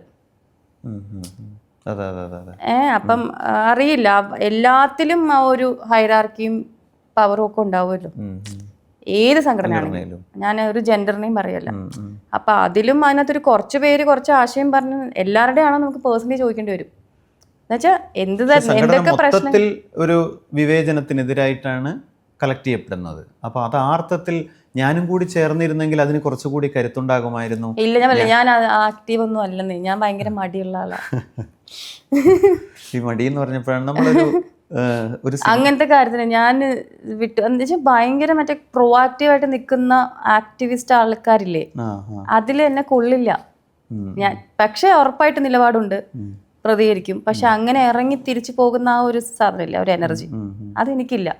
അത് ചിലപ്പോൾ സിനിമ വന്നാൽ എനിക്ക് വരും, അഭിനയിക്കാനാണെങ്കിൽ പറഞ്ഞാൽ ചിലപ്പോൾ ഞാൻ വേണ്ടിയിട്ട് ചെയ്യും. അതില്ലാത്തത് മോശമാണ്, ചിലപ്പോൾ അതെനിക്കില്ല. പക്ഷെ അങ്ങനെ തോന്നുന്നു, അറിയില്ല. ഞാൻ പറയുന്നത് എന്തൊക്കെയാണോ എന്നെ കുറിച്ചിട്ട് ലൈക്ക് ഇന്റർവ്യൂസിൽ പറഞ്ഞതോ അല്ലെങ്കിൽ എന്റെ നിലപാട് അതൊക്കെയാണ് ഞാൻ. പക്ഷെ ഞാൻ ഈ പറഞ്ഞ പോലെ ഭയങ്കര മറ്റേ സാധനല്ലേ, അതില്ല തോന്നുന്നു. അതെനിക്ക് അറിയില്ല, എൻ്റെ രീതി ചിലപ്പോൾ വേറെ ആയിരിക്കും. പിന്നെ നമ്മൾ മീഡിയ ഒക്കെ ഡീൽ ചെയ്യുന്നത് ഇപ്പോൾ ഒരു ക്ലിക്ക് ബൈറ്റ് പോലെ നമ്മളിപ്പോൾ ഒരു ഭാഗത്ത് നടന്നു പോകുന്നു, ഇതാ ദിവ്യപ്രഭ ഒന്നും ചെയ്യാനില്ല പറഞ്ഞ് ഇങ്ങനെ പലരും എന്താ പറയുക, ഒരു സെലിബ്രിറ്റി ആയാൽ പിന്നെ തൻ്റെ ജീവിതം എല്ലാവർക്കും അതുകൊണ്ട് കളിക്കാനുള്ള ഒന്നാണെന്ന് തോന്നിയിട്ടില്ല? ഈ സോഷ്യൽ മീഡിയയിൽ ഇങ്ങനെ ഇൻസ്റ്റാഗ്രാം ഒക്കെ ഉപയോഗിക്കുന്ന ആളാണ്, അതൊക്കെ കാണുമ്പോൾ എന്താ തോന്നുന്നത്? അല്ലെങ്കിൽ അങ്ങനെ ഒരു നമ്മളുടെ സ്വകാര്യതേനെ ഭീകരമായി പൊട്ടിച്ചു കളയെ വന്നിട്ട്. അത് ശരിയാ. കാരണം ചിലത് കാണാം. അപ്പൊ തുടക്കത്തിലൊക്കെ ഇതിൻ്റെയൊക്കെ ഒരു 5 വർഷമായി കാണും അല്ലേ ഈ പറഞ്ഞ ഇങ്ങനത്തെ മീഡിയാസ് ഒക്കെ ഇങ്ങനെ ഇവിടെ ആ ഒരു കൾച്ചർ. അപ്പൊ തുടക്കത്തിലൊക്കെ ഇപ്പൊ ഈ പറഞ്ഞൊക്കെ എനിക്ക് തുടക്കത്തിലായിരുന്നു. പിന്നെ നമ്മൾ അത് യൂസ്ഡ് ആവും, പ്രത്യേകിച്ച് ആക്ടേഴ്സ് അല്ലേ. ഇപ്പം ഫിലിം മേക്കേഴ്സിന് എനിക്ക് അത്രയും ചെന്ന് പെടണ്ട അവരുടെ മുമ്പിൽ. അപ്പൊ എനിക്ക് ഇടയ്ക്ക് തോന്നുന്നു എന്ന് വെച്ചാൽ ഫിലിം മേക്കർ ആയാൽ മതിയായിരുന്നു. കാരണം നമ്മൾ ഫോഴ്സ് ടു ഡു എന്താ പറയാ ഡ്രസ്സപ്പ് ചെയ്യുന്നതും അതും ഇതൊക്കെ. പക്ഷെ ഞാൻ കെയർലെസ് ആണ്, എന്നെ അങ്ങനെ എഫക്റ്റ് ചെയ്യാറൊന്നും ഇല്ല. അവിടേക്ക് എത്തി എല്ലാം എഫക്റ്റ് ചെയ്യുമായിരുന്നു, ഇതെന്താന്ന്. പക്ഷെ അത് കഴിയും, നമുക്കൊരു സാച്ചുറേഷൻ പോയിന്റ് വരും. അപ്പൊ എനിക്ക് അറിയില്ല അതിന്റെ സൊല്യൂഷൻ എന്താന്ന്, എങ്ങനെയാണ് അത് സെൻസർ ചെയ്യേണ്ടത്. നമ്മൾ അറിയിപ്പിലെ ക്യാരക്ടർ അതിന്റെ പിന്നാലെ പോയിരുന്നു, ജീവിതത്തിലെ ദിവ്യപ്രഭ അതിന്റെ പിന്നാലെ പോകുന്ന ഒരാളല്ലേ. അതായത് അത് അറിയിപ്പിലെ കഥാപാത്രത്തിന് അത് ഭയങ്കര എഫക്റ്റഡ് ആയിരുന്നു, പ്രൂവ് ചെയ്യാൻ നടക്കുന്നു ഇതിനകത്ത്. ഞാൻ അങ്ങനെയൊന്നും ചെയ്യില്ല, വേണമെങ്കിൽ വിശ്വസിച്ചാൽ മതി. അങ്ങനെ പ്രൂവ് ചെയ്യാൻ നടക്കില്ല. എന്നുവെച്ചാൽ ഹസ്ബൻഡിന്റെ അടുത്ത് പ്രൂവ് ചെയ്യാൻ നടക്കുന്നു എന്നൊക്കെ പറയില്ലേ. അപ്പൊ അവരുടെ ഒരു അപ്ബ്രിങ്ങിങ്ങും അവരുടെ ഒരു വേ ഓഫ് ലിവിങ്ങും ഒക്കെ കിട്ടിയിരിക്കുന്ന എക്സ്പോഷറും ഒക്കെ രശ്മി എന്ന് പറഞ്ഞ കഥാപാത്രം അതിനെയൊക്കെ ഡിപ്പെൻഡ് ചെയ്തിട്ടിരിക്കുമായിരിക്കും. ഇപ്പം നമ്മൾ ഇപ്പം നേരത്തെ പറഞ്ഞു ഒരു പടം കഴിഞ്ഞ് ഞാൻ അടുത്ത പടത്തിലേക്ക് അല്ലേ നമ്മുടെ ഒരു ഫ്രീ നേരങ്ങളുണ്ടാവും. ആ സമയത്ത് ഉള്ള ആനന്ദങ്ങൾ അല്ലെങ്കിൽ ആ സമയം എങ്ങനെയാണ് ദിവ്യ ചെലവഴിക്കാറുള്ളത്? എനിക്ക് വെറുതെ ഇരിക്കുന്നത് മുതൽ അങ്ങോട്ട് എല്ലാ കാര്യങ്ങളും ഇഷ്ടമാണ്. അതായത് വെറുതെ ഇരിക്കുന്നത് ഇഷ്ടമുള്ള ആളാണ്, ആലോചിച്ചിരിക്കാൻ. കാരണം ഞാൻ എപ്പോഴും പറയാറുണ്ട്, ഞാൻ ബിസി എന്ന് പറയുമ്പോൾ ഞാൻ ഒരു ബുക്ക് വായിക്കുകയോ സിനിമ കാണുകയോ വേറെ ഫ്രണ്ട്സ് അത് മാത്രമായിരിക്കില്ല. ഞാൻ വെറുതെ ഇരിക്കുന്നതും ബിസിയാണ്. ഞാൻ മെൻ്റലി ഞാൻ എൻഗേജ്ഡ് ആയിട്ടിരിക്കാറുണ്ട്. ഇങ്ങനെ ആലോചിച്ച് വെറുതെ ഇരിക്കുന്ന ടൈം ഭയങ്കര അത്യാവശ്യമെന്ന് തോന്നുന്ന ആളാണ്. ബാക്കിയെല്ലാം ഉണ്ട്, സിനിമ കാണലും അത് ഇതൊക്കെ ഉണ്ട്. പക്ഷെ എനിക്ക് വെറുതെ ഇരിക്കാൻ ഇഷ്ടമാണ്. അതായത് വീട്ടിനകത്ത് എന്തെങ്കിലുമൊക്കെ കുക്ക് ചെയ്ത് കഴിച്ച് ബാൽക്കണിയിൽ ഇരുന്ന് അപ്പുറത്തെ വീട്ടിൽ നടന്നു പോകുന്ന പൂച്ചേനെയൊക്കെ നോക്കി അങ്ങനെയൊക്കെ ഇരിക്കാൻ ഇഷ്ടമുള്ള ആളാണ്. ഇതിപ്പോൾ ഇതിനകത്ത് ഇതൊരു ലിറ്ററേച്ചർ ഫെസ്റ്റാണ്. നമുക്കിപ്പോൾ ഒരു വായന, നമ്മുടെ കാഴ്ച, സിനിമ, അങ്ങനെ ഒരു അല്ലെ, ഇതൊക്കെ കൂടി ചേർന്നിട്ട് ഒരു പുതിയ മനുഷ്യനെ ഉണ്ടാക്കും അല്ലേ? അത് കാഴ്ചക്കാരിലുണ്ടാക്കും, അഭിനയിക്കുന്നതാണ്. അങ്ങനെ ഒരു പുതിയ മനുഷ്യനായിക്കൊണ്ടിരിക്കുന്ന ഒരു പ്രോസസ്സ് ഉണ്ടാവില്ല. അത് സിനിമ മാത്രം ആയിരിക്കില്ലല്ലോ, അതാണ് ചോദിച്ചത്. ഓരോ ദിവസവും ബെറ്റർ ആയിക്കൊണ്ടിരിക്കുകയാണല്ലോ നമ്മൾ പല കാര്യങ്ങളിലും. ഇപ്പം നമ്മളിപ്പോൾ നാളെ വിചാരിക്കും ഇന്ന് ഇങ്ങനെ ഞാൻ പറയണ്ടായിരുന്നു എന്ന് തോന്നുമല്ലോ. അതുപോലെ സിനിമയിൽ തന്നെ ഇപ്പം ഞാൻ ഒരു ആക്ടർ എന്നുള്ള രീതിയിലാണല്ലോ ഇപ്പം പ്രാക്ടീസ് ചെയ്തുകൊണ്ടിരിക്കുന്നത്. പക്ഷെ എനിക്ക് എഴുതാൻ ഇഷ്ടമാണ്. എനിക്ക് സിനിമ ഉണ്ടാക്കണം എന്ന് ആഗ്രഹമുള്ള ആളാണ്.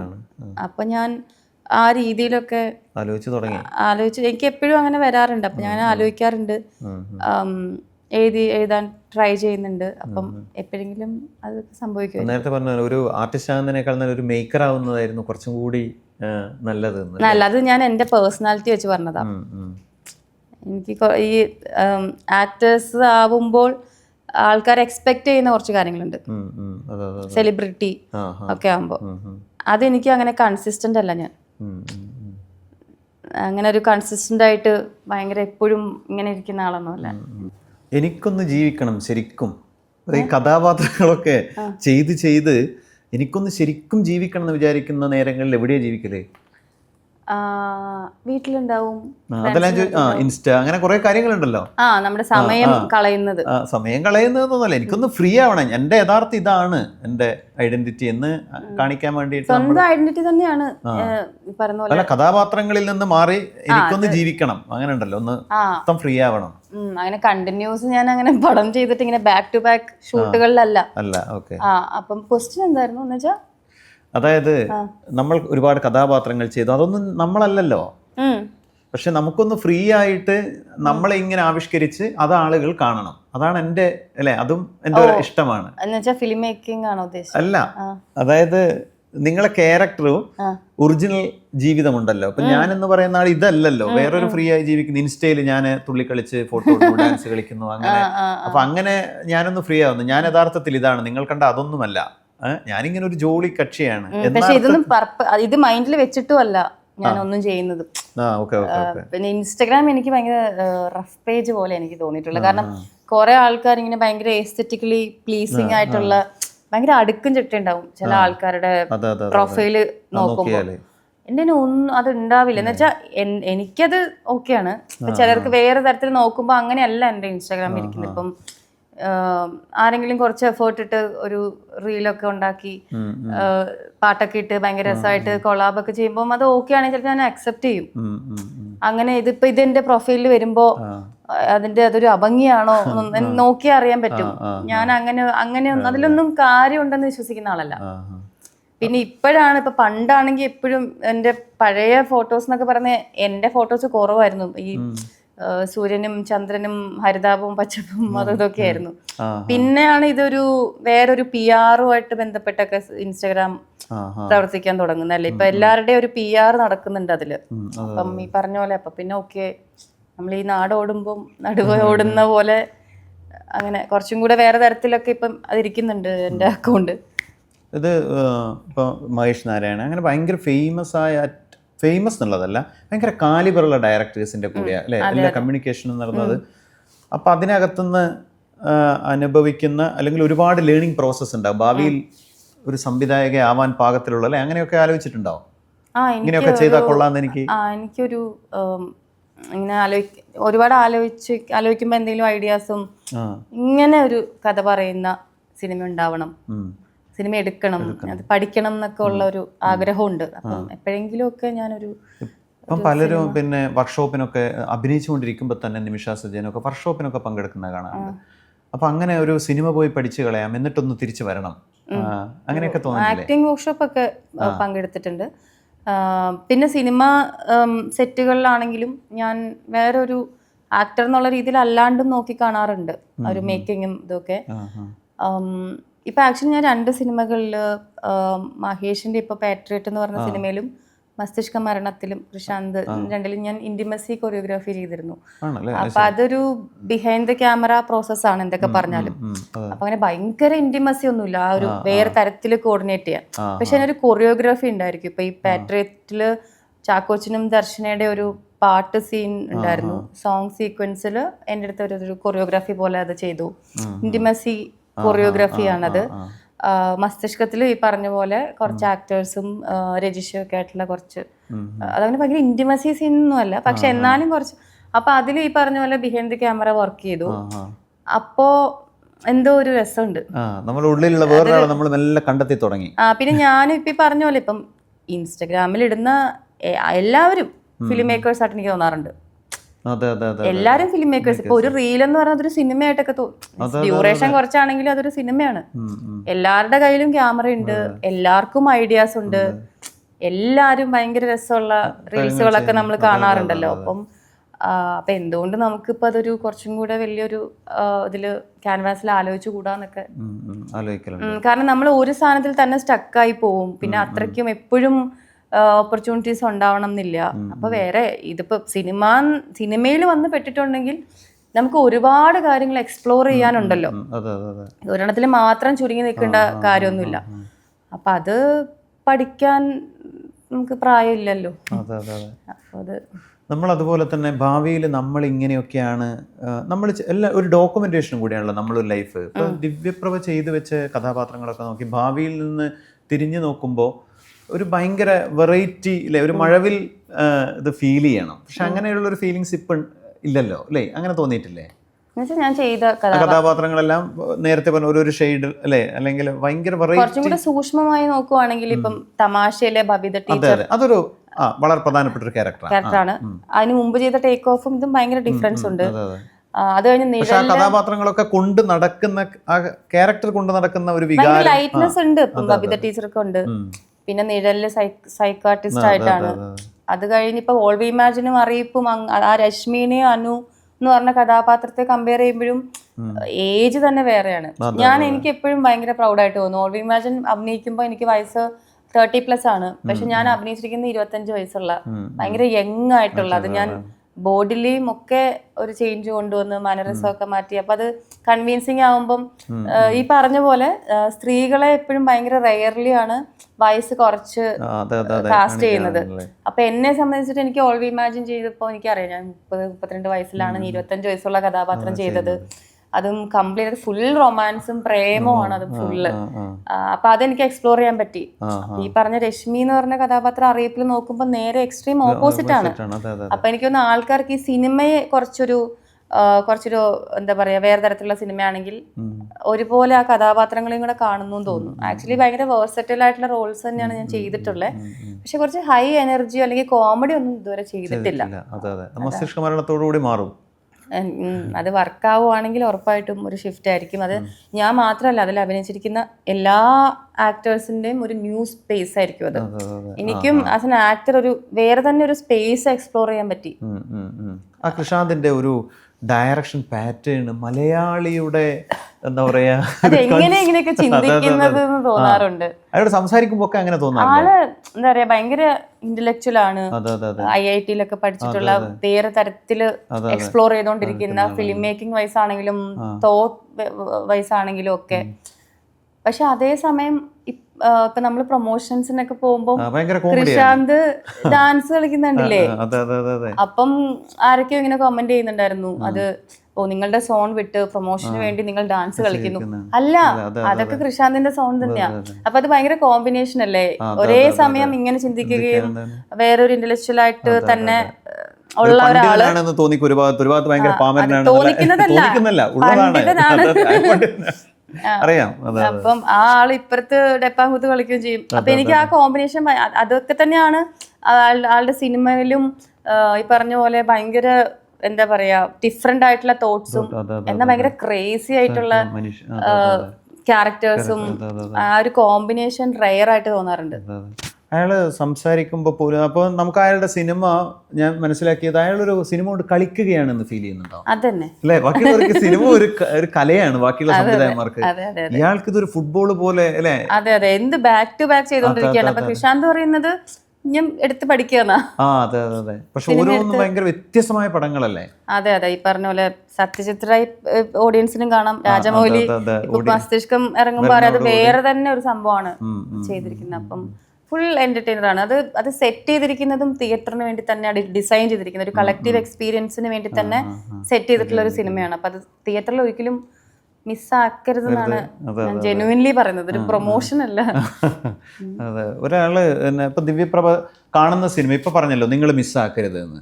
അതുപോലെ ദിവ്യപ്രഭ കാണുന്ന സിനിമകളുടെ ഒക്കെ സ്വഭാവം ഇതുപോലെ വെറൈറ്റി സിനിമകളാണോ, അല്ലെങ്കിൽ ഇങ്ങനെ? ഞാൻ ട്രെയിലർ കണ്ട് ഇഷ്ടപ്പെട്ട, ഇപ്പൊ റീസെന്റ് ഞാൻ സർവ്വമായ കണ്ടു, എനിക്ക് ഭയങ്കര ഇഷ്ടമായി. ലോക കണ്ടു, ഭയങ്കര ഇഷ്ടമായി. അങ്ങനെ ഒരു ലോക കണ്ടു പറ അല്ല, എനിക്ക് അങ്ങനെ ഒരു പ്രത്യേക ഒരു ഞാൻ ഒതുങ്ങി നിൽക്കത്തില്ല. ഒരു വെറൈറ്റി അല്ല, എനിക്ക് എല്ലാത്തിലും ചെന്ന് നോക്കുന്നില്ല. എനിക്ക് ട്രെയിലർ ഇഷ്ടപ്പെടുന്നു. അങ്ങനെ ഇപ്പൊ ലോകയെ കുറിച്ച് പറഞ്ഞല്ലേ, ഇപ്പം ഇതുവരെ ഈ മലയാള സിനിമ ഒരു പുരുഷന്റെ കലയായിരുന്നു. എങ്ങനെ നോക്കിയാലും കമേഴ്ഷ്യലി അല്ലേ? എനിക്ക് ഒരു നിർമ്മാതാവിന്റെ അടുത്ത് ഒരു സ്ത്രീയെ അല്ലെങ്കിൽ പ്രധാന കഥാപാത്രമാക്കി ഒരു സിനിമ എടുക്കണം, 10 കോടി എടുക്കണം എന്ന് പറഞ്ഞാൽ തയ്യാറാവുന്ന തരത്തിൽ മലയാള സിനിമ മാറിയോ?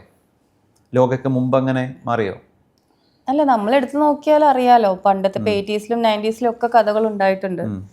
MT ഒരു മഞ്ജു വാര്യർ കേന്ദ്ര കഥാപാത്രമാക്കി എടുത്ത സിനിമ പോലും ഇവിടെ വിജയിച്ചതല്ല. MT സ്ക്രിപ്റ്റിൽ ശോഭനയാണെങ്കിലും മൺചിത്രത്താഴ് പോലെയുള്ള സിനിമകൾ, ഉർവശി, എത്ര സിനിമകളാണ് ഉർവശി ഷോൾഡർ ചെയ്തിരിക്കുന്ന സിനിമകള്. അപ്പൊ നമുക്ക് അങ്ങനെ ഉറപ്പിച്ച് പറയാൻ പറ്റില്ല. There are films. Urvashi, Shobhana എന്നൊക്കെ പറയുന്ന വളരെ അപ്പോഴും വലിയ ക്യാരക്ടേഴ്സ് അതിന്റെ ഒപ്പം ഉണ്ടായിരുന്നു, ആൺ ക്യാരക്ടേഴ്സ് അല്ലേ ഉണ്ടായിരുന്നു. അത് ഞാൻ ചോദിച്ചു, ഒറ്റയ്ക്ക് വഹിക്കാൻ പറ്റാത്ത അങ്ങനെ ആലോചിക്കരുത്. ഒരു കഥ ആലോചിക്കുമ്പോ അപ്പൊ തന്നെ പോയി ആർട്ട് എന്താണ്, ആ ഒരു ഫ്രീഡം വേണം നമുക്ക് ചിന്തിക്കാൻ. നമുക്കിപ്പോ നമ്മളുടെ ഉദ്ദേശം ഒരു സ്ത്രീയെ വെച്ച് പടം എടുത്ത് അങ്ങനെയൊന്നും അല്ലായിരിക്കും ലോകയും സംഭവിച്ചത്. അവര് കള്ളിയങ്കാട്ട് നീലിയനെ ആലോചിച്ചിട്ടുണ്ടാവാം, അതിനെ ഇപ്പോഴത്തെ ഒരു വേൾഡിൽ എങ്ങനെ പ്ലേസ് ചെയ്യാൻ പറ്റുന്ന ആലോചിച്ചിട്ടുണ്ടാവാം. അല്ലാണ്ട് അവര് മറ്റൊരു അങ്ങനെയല്ല. പക്ഷെ ലോക ഭയങ്കരമായി കമേഴ്ഷ്യലി ഹിറ്റായി. ഞാൻ പറഞ്ഞത് നല്ല സിനിമകൾ ഹിറ്റാവും തോന്നുന്നു. അത് സ്ത്രീകളാണെങ്കിലും പുരുഷന്മാർ അങ്ങനെയൊന്നും ഞാൻ ആലോചിക്കാറില്ല. എനിക്ക് സിനിമ അതിന്റെ ക്രാഫ്റ്റ് നല്ലതാണെങ്കിൽ, മേക്കിംഗ് നല്ലതാണെങ്കിൽ, നല്ല സ്ക്രിപ്റ്റ് ആണെങ്കിൽ ഉറപ്പായിട്ടും സിനിമകൾ എത്തേണ്ട ഓഡിയൻസിലോട്ട് എത്തും. അങ്ങനെയാണ് വിചാരിക്കുന്നത്. അതെ, ഇപ്പൊ ഞാനൊരു കഥ ആലോചിക്കുമ്പോൾ എന്നെ റെസ്ട്രിക്ട് ചെയ്യാൻ പാടില്ല. പെണ്ണുങ്ങളെ വെച്ചിട്ട് കഥ ഞാൻ അങ്ങനെ ആലോചിക്കുകയില്ല. എനിക്ക് അതിന്റെ ഒരു ഫ്ലോയില് സംഭവിക്കുന്നിടത്ത് അതില് എന്തെങ്കിലും പണം മുടക്കാനുള്ള സാഹചര്യം ഉണ്ടാവുന്ന സമയത്ത് അത് പെണ്ണാണല്ലോ, ഇത് തിയേറ്ററിൽ വർക്കാവില്ലല്ലോ എന്നാലോചിക്കില്ലേ? അതാ പറഞ്ഞ അതിനൊക്കെ എക്സാമ്പിൾ അല്ലേ ലോക. ആണ് ലോക വരെ. ഞാൻ പറഞ്ഞത് ലോകയ്ക്ക് മുമ്പ് എന്നാണ്. ലോക ഒരുപാട് ചേഞ്ച് ഉണ്ടാക്കി മലയാളത്തിൽ. അതെ, അതാണ് ഞാൻ പറഞ്ഞത്. ഞാൻ അങ്ങനെ ആലോചിക്കില്ല. എനിക്ക് ഭയങ്കര കിടിലം ആണിനെ വെച്ചിട്ടുള്ള കഥാപാത്രം ഉണ്ടാവും, പെണ്ണിനെ വെച്ചിട്ടുള്ള കഥാപാത്രം. അതൊന്നും അറിയത്തില്ലല്ലോ നമുക്ക്. നമ്മൾ ആ ഒരു ഫ്രീഡം വേണമല്ലോ ഒരു കഥ ആലോചിക്കുമ്പോൾ. ഞാനിങ്ങനൊന്നും പറയാൻ ആരുമില്ല. എനിക്ക് ആഗ്രഹമുണ്ട് എഴുതാനും സിനിമ എടുക്കാനും ഒക്കെ. എന്തായാലും എന്നെ അതൊന്നും റെസ്ട്രിക്ട് ചെയ്യരുതെന്നുണ്ട്. ഇപ്പൊ അതുപോലെ സിനിമ ഇപ്പൊ നമുക്കൊരു വലിയൊരു രാഷ്ട്രീയം പറയാൻ വേണ്ടി ഞാൻ സിനിമ എടുക്കുന്നു എന്ന് പറയുമ്പോൾ ഒരു പക്ഷെ അതിൽ ആർട്ട് പോയേക്കാം. നമ്മുടെ ഇന്റൻഷൻ മാറ്റർ ചെയ്യുമല്ലോ. നമുക്ക് എഴുതിയാൽ മതിയല്ലോ, ഒരു നോവൽ എഴുതാം, കഥ എഴുതാം. ഓഡിയൻസിന് എന്റർടൈനിങ് ആയിരിക്കണം. സ്ത്രീ കഥാപാത്രങ്ങൾ ഉണ്ടാക്കാൻ വേണ്ടി കുത്തിത്തിരികരുത്. അതിന്റെ ഒരു ഫ്ലോയ്ക്ക് സംഭവിക്കട്ടെ. അത് ചിലപ്പോൾ ഒരു സ്ത്രീകൾ മാത്രമുള്ള പടമായിരിക്കാം. ഒരു എന്റർടൈൻ ചെയ്യിക്കുക എന്നുള്ളത് ഭയങ്കര ഇമ്പോർട്ടൻ്റ് ആണ്. പക്ഷേ ദിവ്യ പോലെ ഒരാൾ വലിയ പദവിയിലെത്തിയത് അങ്ങനെ എന്റർടൈൻ ചെയ്യിക്കാത്ത സിനിമയാണ്. എല്ലാ സിനിമയും അല്ല ഈ പറഞ്ഞ കാൻ ഫിലിം ഫെസ്റ്റിൽ എത്തിയ സിനിമ അതും എന്റർടൈനർ ആണല്ലോ. എന്നാണ് എന്റർടൈൻ ചെയ്യിക്കുക എന്ന് പറയുന്നത്, എൻഗേജിങ് അതെ അതെ. പക്ഷെ ഒരു തരത്തിലൊരു ഇന്റലക്ച്വൽ എൻഗേജ്മെന്റ് ആണ് അത്തരം സിനിമകൾ. അതിന് അതിൻ്റെതായിട്ടുള്ള അറിയിപ്പ് പോലത്തെ അത് ഒരു ഫെസ്റ്റിവൽ ഓഡിയൻസ് ആണ്, അത് ഒരു കമേഴ്ഷ്യൽ ഓഡിയൻസ് ആണ്. ഞാൻ ഇപ്പൊ നമ്മളിപ്പം ഉറപ്പായിട്ട് എനിക്ക് മനസ്സിലായി പറഞ്ഞപ്പോ ഈ പറഞ്ഞ പോലെ അത്തരത്തിലുള്ള ഒരു കാറ്റഗറിയിലുള്ള ആൾക്കാരാണ് അത് കാണുക എന്നുള്ളത് കൊണ്ട്. അപ്പം അങ്ങനെ അതാണല്ലോ ഇൻഡിപെൻഡന്റ് സിനിമ ആവുന്നത്. അവർക്ക് അവരുടെ ഫ്രീഡത്തിന് എങ്ങനെയാണോ വിഷ്വലൈസ് ചെയ്യേണ്ടത്, എങ്ങനെയാണോ കാണിക്കേണ്ടത്. അപ്പൊ നമ്മളൊരു മുന്നിൽ ഒരു കഥ വരുന്നു, ഒരു 10 കഥ ഒരുപക്ഷെ കേൾക്കേണ്ടി വരും ഒരു മാസം. എന്നോടാണോ? അങ്ങനെയൊന്നും ഉണ്ടായിട്ടില്ല. വളരെ ഒരു കൊല്ലത്തിൽ എത്ര പടം കഥ പറയാൻ ആള് വരും? 10 കഥ ഉണ്ടായാലായി ആണല്ലേ. അപ്പൊ ആ 10 വരുമ്പോ എങ്ങനെ ഒരു സെലക്ഷൻ, നമ്മളൊരു മനസ്സ് പല രീതിയിലാണ് ഈ പറഞ്ഞ പോലെ ഒരു പെർമ്യൂട്ടേഷൻ കോമ്പിനേഷൻ എന്ന് പറയുന്ന പോലെ. ചിലപ്പം ഇപ്പൊ ഈ പറഞ്ഞ ലിസ്റ്റുകളുണ്ടല്ലോ, ഈ പറഞ്ഞ ഇപ്പം കൃഷാന്ത്, പായൽ മഹേഷ്, ഡോൺ പാലത്ര, അപ്പൊ അങ്ങനെയുള്ള ആൾക്കാരുടെ നമുക്ക് കൂടുതൽ ജഡ്ജ് ഉണ്ടല്ലോ. അവര് നമുക്കത് വായിക്കാം, കഥാപാത്രം മെന്റലി ഓക്കെ ആയിരിക്കും സത്യമായിട്ടും. കാരണം അവർക്ക് ആ സെൻസിബിലിറ്റി നമ്മൾ അവരുടെ സിനിമകളിൽ നിന്നും അവരുടെ കാഴ്ചപ്പാടിൽ നിന്നൊക്കെ മനസ്സിലായിട്ടുള്ളതാണ്. അപ്പൊ നമുക്ക് ഈ ടെക്നിക്കലി ഇത് എങ്ങനെയാണ് വിഷ്വലി ഇവർ കൺവേ ചെയ്യുക, ക്രാഫ്റ്റിനെ കുറിച്ചൊന്നും ആലോചിക്കേണ്ട ആവശ്യമില്ല. പക്ഷെ അല്ലാതെ വരുമ്പോൾ അതിനകത്ത് ടെക്നീഷ്യൻസ് ആരൊക്കെയാണെന്നൊക്കെ ഉള്ളത് ചിലപ്പോൾ ബോധർ ചെയ്യും. കാരണം ഇപ്പൊ ഒരു 5 പേരിരുന്ന് കഥ പറയുകയാണെങ്കിൽ, ഞാൻ വെറുതെ പറയുകയാണ്, ഒരു 5 പേരിരുന്ന് നമ്മുടെ അടുത്ത് കഥ പറയും. എനിക്കിപ്പോ ചിലപ്പോൾ ഏറ്റവും ഇഷ്ടപ്പെട്ട കഥ ഇവിടെ ഫസ്റ്റ് ഇരിക്കുന്ന ഒരാളുടെ ആയിരിക്കാം. ചിലപ്പോൾ ഈ 5ാമത് ഇരിക്കുന്ന ആളുടെ കഥ എനിക്ക് ഇതിനകത്തൊന്നും ഇല്ലല്ലോ എന്ന് തോന്നും. പക്ഷെ അത് സിനിമയായിട്ട് മുന്നോട്ട് വിഷ്വലി അത് നല്ല രീതിയിൽ പ്രസന്റ് ചെയ്യാൻ പറ്റുന്ന ആ ഒരു ടെക്നിക്കൽ നോളജ് അതൊക്കെ ഇപ്പുറത്തുള്ള ആളായിരിക്കാം. മേ ബി ഇപ്പൊ മഹേഷിന്റെ പ്രതികാരം എടുത്താൽ എന്താ അതിന്റെ വൺലൈൻ, ഇപ്പൊ തൊണ്ടി മുതൽ എടുക്കുവാണെങ്കിൽ എന്താ അതിന്റെ വൺലൈൻ എന്നൊക്കെ പറയുന്ന പോലെ നമുക്ക് അറിയില്ലല്ലോ. അപ്പൊ അത് സിനിമ എടുക്കാൻ അറിയുന്ന ആൾക്കാര് അത് കഥ പറയാനുള്ള ശേഷിയേക്കാൾ വേണ്ടത് ഈ കഥ നമ്മളിപ്പോ പറയും, നമുക്കറിയാലോ ഇപ്പം നോവലുകളിലും സാഹിത്യകാരൻ എഴുതി വെച്ച കഥകൾ എടുത്ത് സിനിമയാക്കിയിട്ട് പാളിപ്പോയത് അറിയാലോ, ഞാൻ പറയുന്നില്ല. അപ്പോ അത് തന്നെ അതിന്റെ എക്സാമ്പിൾ. കാരണം അത് വായിക്കുമ്പോൾ നല്ല രസമുണ്ട്. വിഷ്വൽ റൈറ്റിംഗ് എന്ന് പറയുന്നത് വേറെ തന്നെയല്ലേ.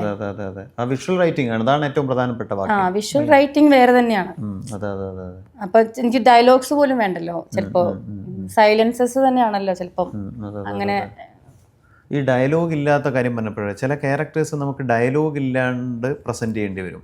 ആ സമയത്തൊക്കെ നമ്മുടെ ഉള്ളിലുള്ള ഒരു ആക്ടർ അനുഭവിക്കുന്ന ഒരു ടെൻഷൻ ഉണ്ടോ, അല്ലെങ്കിൽ ഫ്രീ ആണോ, എങ്ങനെയാണോ അത് അത്തരം? അതായത് ഇപ്പൊ ഞാൻ അഭിനയിച്ച് തുടങ്ങിയപ്പോ ഈ പറഞ്ഞ പോലെ എനിക്ക് അറിയില്ല ടൂൾസ് എങ്ങനെയാണ് ഈ കഥാപാത്രം നമ്മൾ പ്രസന്റ് ചെയ്യുമ്പോൾ ഏത് ടെക്നിക്കലാണ് അത് കൺവേ ചെയ്യേണ്ടതെന്നുള്ളത്. അപ്പോൾ ഞാൻ ആദിശക്തിയിലൊക്കെ പോയിട്ടുണ്ടായിരുന്നു. അപ്പോൾ അവിടെ ബ്രീത്തിങ് എക്സസൈസ് ഉണ്ട്. ഇപ്പൊ നമുക്ക് കരയണമെങ്കിൽ നമുക്ക് ബ്രീത്തിങ് വെച്ച് കൺട്രോൾ ചെയ്തിട്ടൊക്കെ കരയാൻ പറ്റും. പക്ഷെ നമുക്ക് ഏറ്റവും വിഷമമുള്ള കാര്യം ആലോചിച്ച് എന്തെങ്കിലും ഡെത്ത് ഒക്കെ ആലോചിച്ചിട്ട് വേണമെങ്കിൽ കരയാനും പറ്റും. പക്ഷെ അത് അത്ര നല്ല ഈ ടെക്നിക്ക് അല്ല. നമ്മളുടെ മെന്റൽ ഹെൽത്തിനെ നമ്മളെ ബാധിക്കുന്ന രീതിയിൽ എന്തിനാ നമ്മൾ അത് ചെയ്യുന്നത്? ഒരുപാട് ടൂൾസ് ഉണ്ട്. അപ്പൊ ഞാൻ പതുക്കെയാണ് അതിലോട്ട് എത്തിയത്. ഓരോന്ന് കഴിയുമ്പോൾ നമുക്ക് അറിയാൻ പറ്റും. അപ്പൊ എനിക്കിപ്പം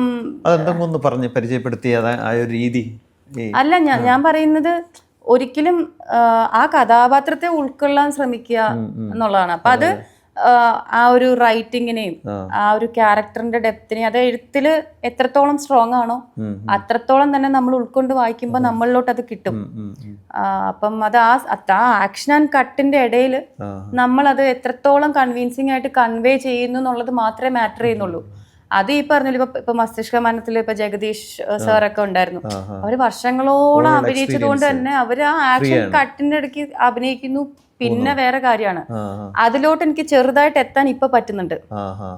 മറ്റേതെന്ന് വെച്ചാൽ നമുക്ക് എങ്ങനെയും റിസൾട്ട് കിട്ടാൻ വേണ്ടി ഈ പറഞ്ഞ മെത്തേഡ് ആക്ടിങ് ആണോ എന്ന് ചോദിച്ചാൽ ഏത് മെത്തേഡും ഏത് വഴി വേണേലും സഞ്ചരിച്ച് അതൊന്ന് കൺവേ ആക്കുക എന്നുള്ളതായിരുന്നു.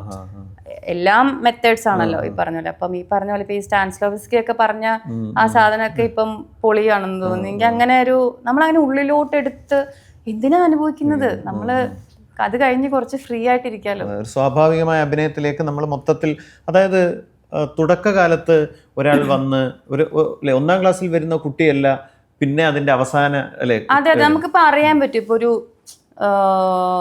ശരിക്കും കരയേണ്ട ആവശ്യമില്ല, അതിന് ഗ്ലിസറിൻ ഉണ്ട്. നമ്മൾ ഉള്ളിൽ ആ വിഷമം അനുഭവിച്ചാൽ മതി.